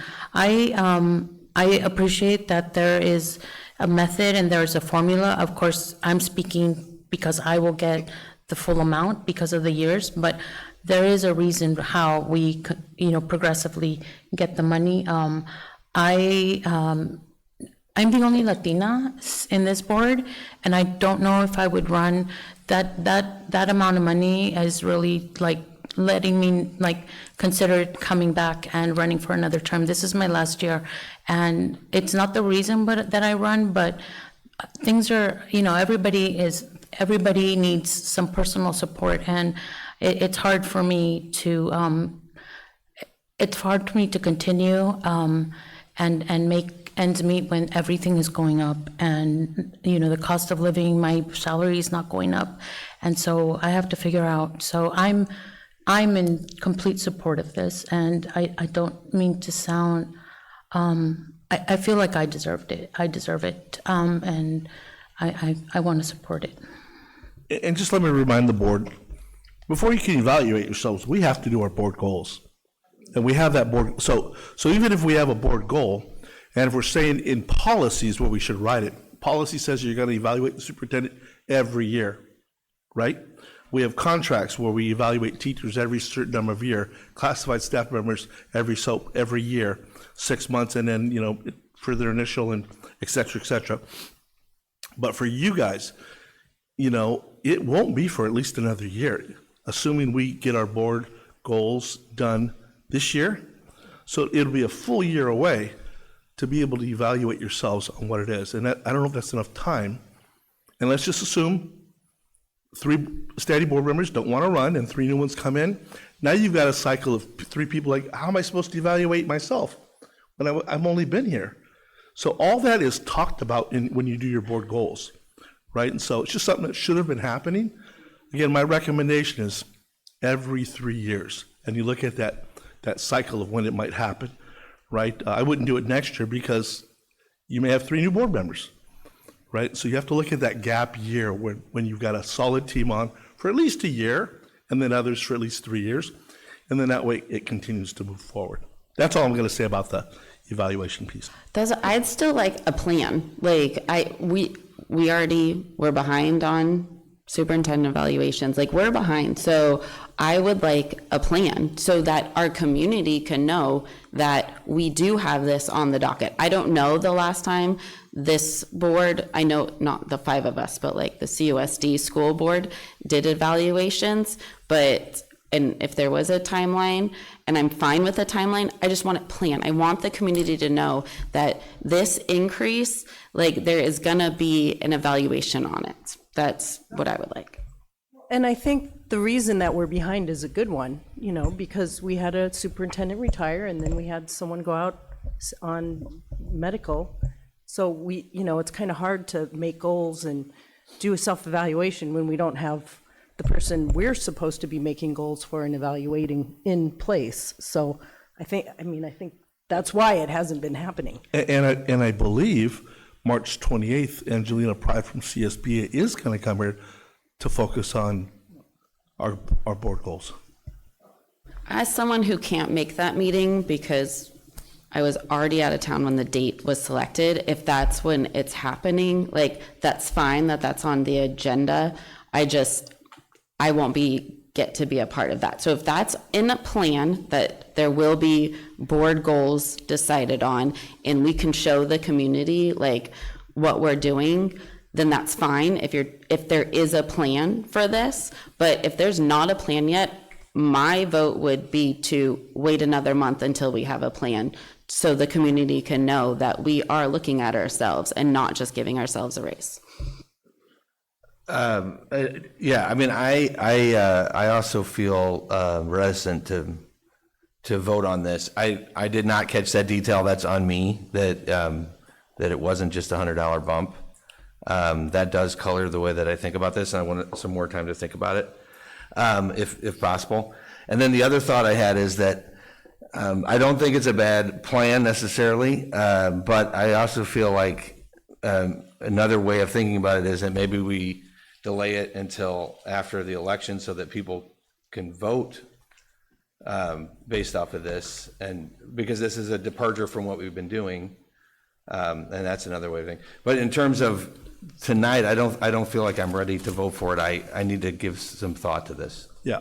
And I think you'd have to do it before the election, right? Because there might be people who don't run because they think that they need to work overtime and. Yes. Yeah, I mean, we could talk Right? about that. So That makes a good if you- point. But Yeah, waiting till after the election. I'm is pro kind of that a also, moot point. just not tonight. Any more comments? Right now, we have a motion to approve as presented, and we need to vote on it. If it doesn't pass, then you proposed another motion. So, I'm sorry, one other thing that I just wanted to plug in, that was a part of my thought process. When I was thinking, if it was $1,200, for a year, that's over $70,000 impact to the district. And I know that this upcoming year, we're going to be thinking about, in terms of teaching assignments, split classes, asking families to be patient with us on that kind of stuff. And so it makes me uncomfortable when I think about, that's a lot of money that we could be allocating in a different way. So I'm still wrestling with it. And so I think if you know, I'll vote no tonight, and hopefully if it doesn't pass, then hopefully we can revisit it. So just for transparency for people that are watching, will you also mind raising your hand for this vote? All in favor, please say aye and raise your hand. Aye. Those opposed, please say no and raise your hand. No. No. So this item passes 3 and 2 opposed.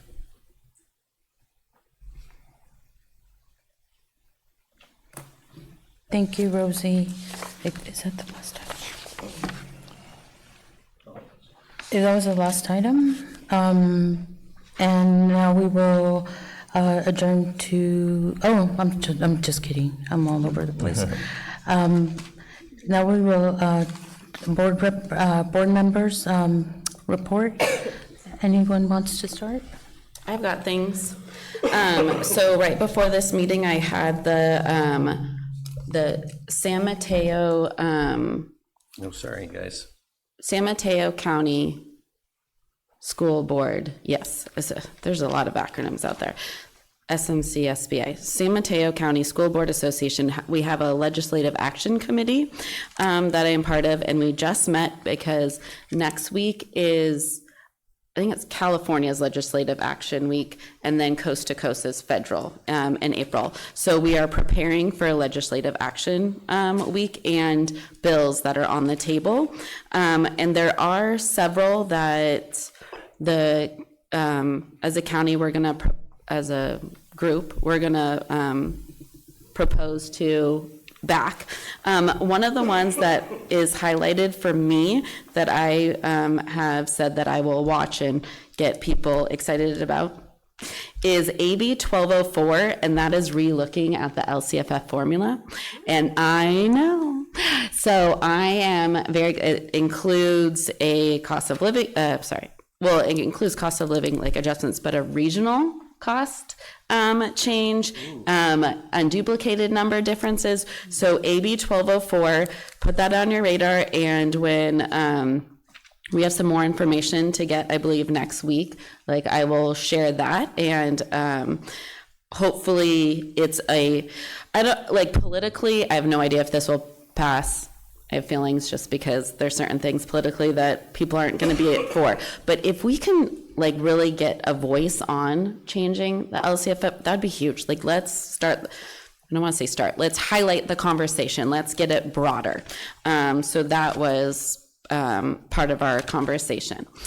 And then to the board, like, as I just mentioned, so March 28th, we were put a meeting on our calendar, and I've already discussed how that process. I have asked that in the future, we go over dates that we are available for things, because I have known since last summer that I would be out of town this weekend.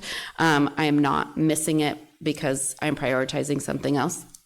Just already done. So I look forward to hearing that and working on new date processes that work for the known majority of us. Some highlights, well, so Breakwater Barbecue is just they're in a really giving mood and wanting to help out our schools. And so they have hosted a couple fundraisers where if you go any time that they're open, 12 to when they run out of food, proceeds go to the school that has selected that date. So next week, March 19th, CUNY Athletic Boosters to go eat there, lunch, dinner, anything in between, gift cards. Proceeds will go to CUNY Athletic Boosters. March 26th is the El Granada Elementary PTO. And if anyone's listening that has other dates past this month that you know of, let me know and I will share them. Maverick's gone now, but both the men's and women's basketball teams did phenomenal at the high school this year. And I am really proud of the support they all got from the community. It's just a very exciting and like collaborative time of just being together. And I felt for the women's basketball team and, you know, their playoff run. And then, so they played on Tuesday at the same time as the boys. On Thursday, the game we went to, I could see Zoe. She also does band and she's MVP of PAL. Congratulations, Zoe. Watching the game and you could just like, if we only could have been here too, but also very like supportive of the guys still playing. So it's just, and I had to watch online the last two games, and there was some questionable behavior by the other fans during the last game. Peter Tchaikovsky mentioned it in the article that he wrote about of that game, if you want to read it. And I am, again, thankful for our community and the positive support that we bring to each other and to away events. I joined the sustainability committee call, and I want to shout out Athena. My children sometimes they're around. If it's not like a confidential call, they hear. So they've heard several calls because I'm in the car or whatever. And Athena is one of the high school representatives on the sustainability committee. And Lucas just goes, oh, I want to do what she's doing. And it just like, I'm just appreciative to her that my 7th grader thought that what she was doing was so incredible and exciting that he would want to someday follow in her footsteps of creating a more sustainable environment on our campuses. Also, the robotics competition, I was out of town this past weekend, but saw all of it's just so many pictures, and the pumpkin bots got 3rd place, and again, the community showing up for them. Like, we did have a soccer game at a similar time that I heard from the parents, like, there's no parking, and I was like, oh yeah, there's a robotics competition, and it is very exciting. I'm thrilled to our community for like having that we can have this event center that can hold this and that bring people to our town. So great job to everyone with robotics. Oh, and then one more. This is a plea kind of from the high school. They are in need of prom chaperones on April 4th. So if you have that night free, you get to go to the Academy of Sciences for prom on April 4th. So Amber Streha is the PTO president. You can reach out to her, and it's going to be a good time for everyone. And that's my update.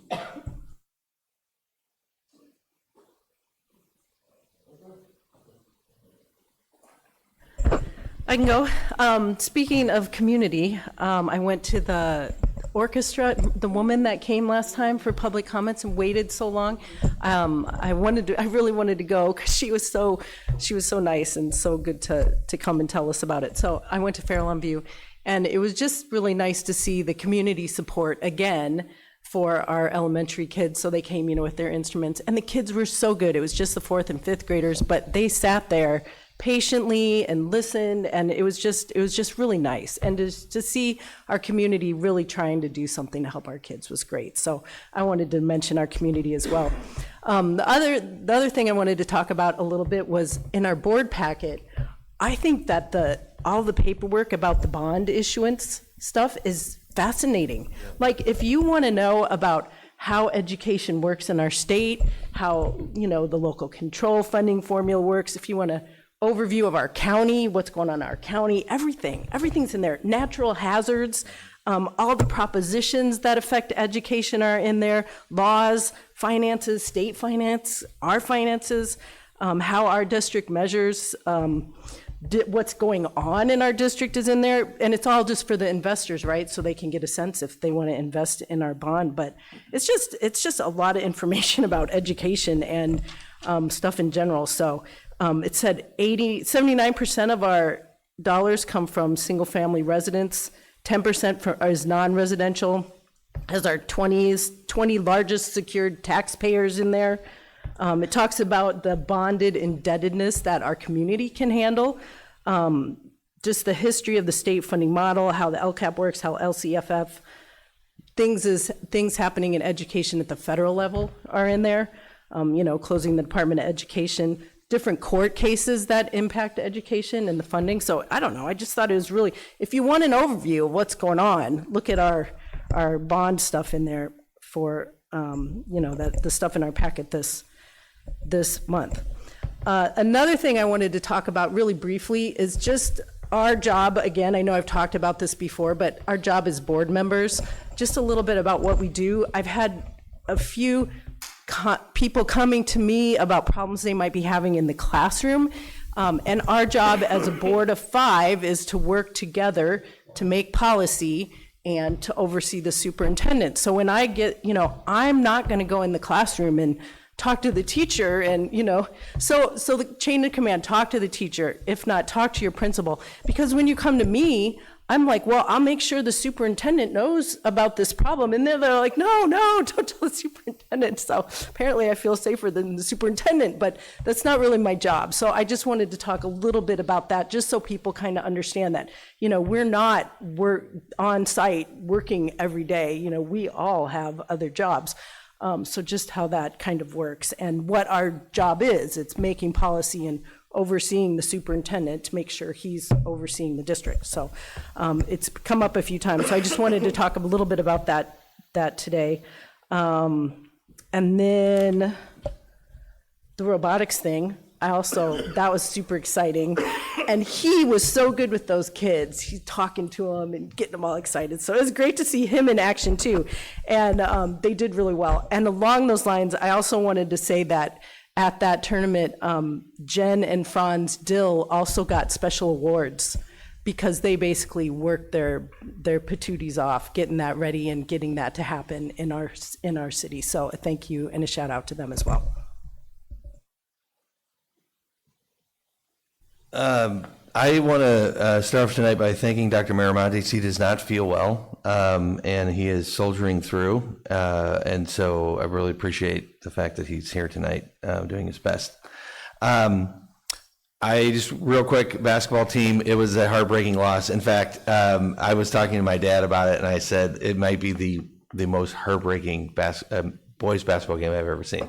And if I'm that official on that last play, I am not blowing my whistle. Just wanted to put that out there. Robotics, also very cool. I went with my 8-year-old, and the most exciting thing for me was watching her face. She was enthralled. It was a new experience for her. We talked about it afterwards, and she was sort of made aware of different ways of competing. So it doesn't have to be the soccer field or swimming. It could be, use your intellect. She also noticed that the students were making adjustments to the robots and making decisions themselves without adults. And I thought that was really significant for her and obviously for other kids. So just a really cool event, and I'm so glad that we went, and she's still talking about it. So it's awesome. The bond and parcel tax, I would really appreciated you setting that up tonight and starting this conversation. It is I wouldn't say a concern, but it's something that I want to continue talking about. I have done my own research, and that's one of the reasons why I asked for his opinion tonight. And I could have it wrong because I'm not an expert. I'm just, looking up information. But it seems like our tax burden is higher than other districts in the county. And I just want to be sensitive to that, to make sure that it's not way out of line and we're not asking too much of our community. And if it is, then maybe, in future boards, when I'm not here, we'll make a decision to delay a bond or something while we clear one of those bonds so that it's not too much. Those types of things make a difference. This past weekend, I had a weird conversation, but also an important one for me, by people who are a part of a movement for school choice. I don't think it's a huge movement in this county, but it exists, and there's somebody who's running for a position who advocates for this. And I think for all of us who believe in public education, it's important to understand that there are people who have different opinions out there, and makes it even more important that we do a good job and that we're responsible with our funds and that we produce and that we have good learning outcomes for our students, because there are alternative ideas. And when we don't do a good job and we're not good stewards of a resource, then those ideas can pick up momentum. And in my opinion, that would be not good. Lastly tonight, definitely support the parents' effort on developing this concept of digital citizenship. This has been something that I have been paying attention to more now that I'm on the board, but all the research suggests that too much screen time or inappropriate screen time is really unhealthy for kids. And so as a district, the part I really like about the perspective that the parents are taking is, let's learn together and try and figure out what is the right path, which I really like. So they're not coming in with a solution, but they're saying, hey, this is an issue and we should be thinking about this. And two, the other thing, one of the things I thought they might mention this tonight because I thought it was a powerful message, but one of the women I talked to said that it's not just that they want, to ban cell phones in the high school or the middle school. It's that they want the students to have an understanding of why schools should be phone free. And I thought that was a powerful way of talking about it, that a curriculum around digital citizenship can help parents and students understand the impact of screens and how it impacts them as people and their education. So I support it. So what I've said to them is that I'm going to look at this as a 6-month process. I'm going to try and educate myself on this, and would love for the board and Dr. Miramontes and our staff to come along so that a half a year from now or a year from now, we're ready to make some comprehensive policy changes that are informed by what we've learned. So that's all. Thank you.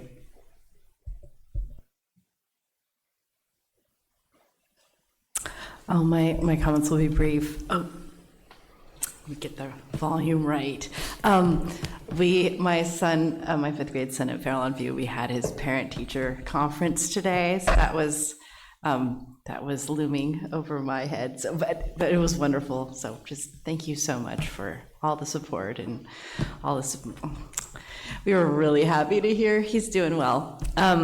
My daughter also participated in the wrestling at the high school, and man, oh man, that was another aspect of parenting. I was not expecting to see people throwing my daughter down.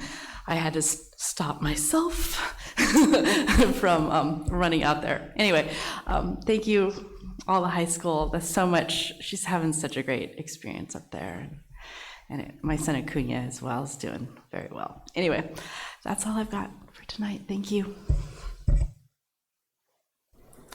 Yo nada más rápidamente quería, me dio mucho gusto que viéramos más caras y más representación latina de los estudiantes y que estaban aquí los padres, aunque fue por un breve momento, pero eso siempre es un buen comienzo.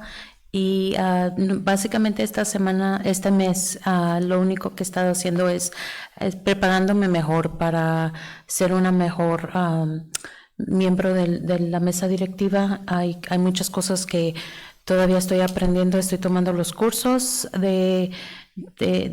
para ayudar. Son 5 cursos que ayudan a preparar uno de diferentes temas y conceptos, aunque sí es bastante tiempo, pero realmente es algo que es muy importante y desafortunadamente no lo hice antes, pero ya lo estoy haciendo.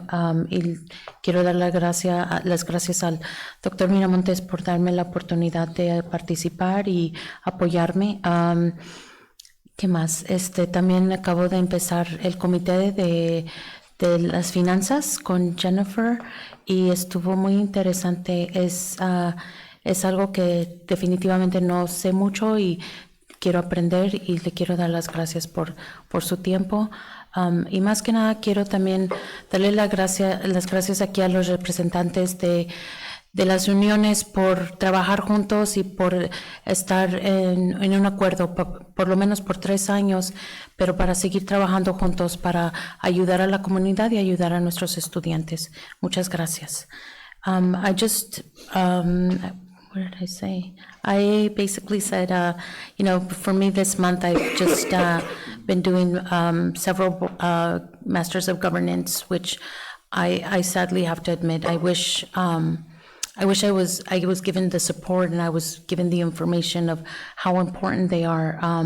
But I thank Dr. Miramontes for the opportunity and also the support for doing this, because it really has made a big difference in just the way I perceive and I see things, and just sometimes when I think it's just us, it isn't. It's a lot of districts are going through very similar situations. So just hearing and kind of supporting each other, is tremendous. I also enjoyed seeing all the kids, like always, and seeing more Latina families here supporting their kids, even though it was for a brief moment. But and I also have been starting to get myself more informed with the budget. So thank you, Jennifer, for all your time and dedication. That was so informative. I went to the Budget Advisory Committee, and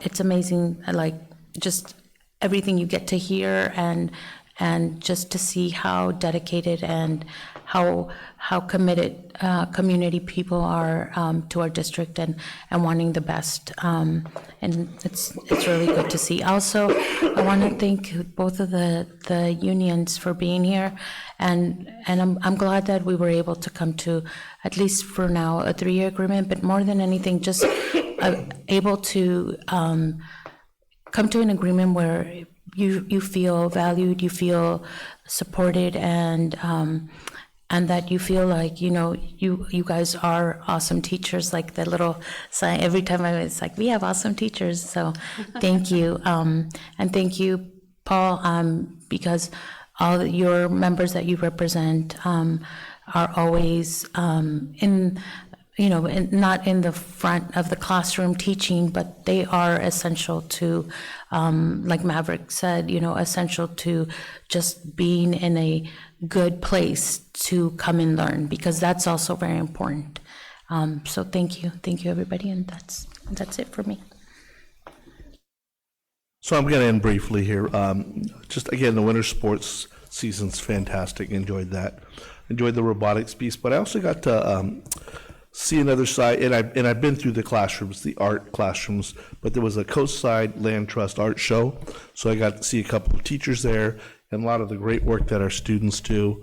Last Friday night with my wife, as we walked through downtown. It was pretty fun. A couple shout outs to Jennifer, not only for the second interim, but we also had a rating call yesterday with our bond counsel and Moody's.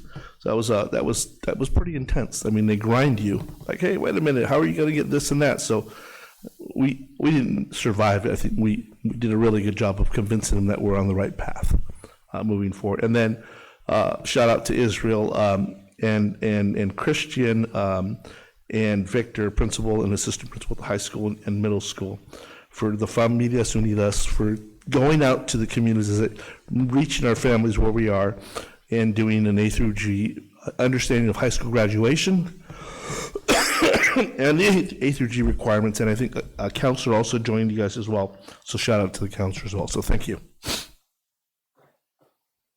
Okay, well, now we will adjourn to closed session and to consider the following items. Confidential student matters, approval of master contracts with non-public schools and individual service agreements, case number 031226. Second is conference with legal counsel, existing litigation pursuant to the Government Code Section 54956.9 D1, case name unspecified, and conference with labor negotiation pursuant to Governance Code Section 54957.6, district designated representative Dr. Miramontes regarding unrepresentative employees, chief academic officer, chief business, and superintendent. And lastly, public employee performance evaluation pursuant to the Governing Code Section 54957, title superintendent, and we will convene to open session and report any actions taken and continued with the agenda. Thank you.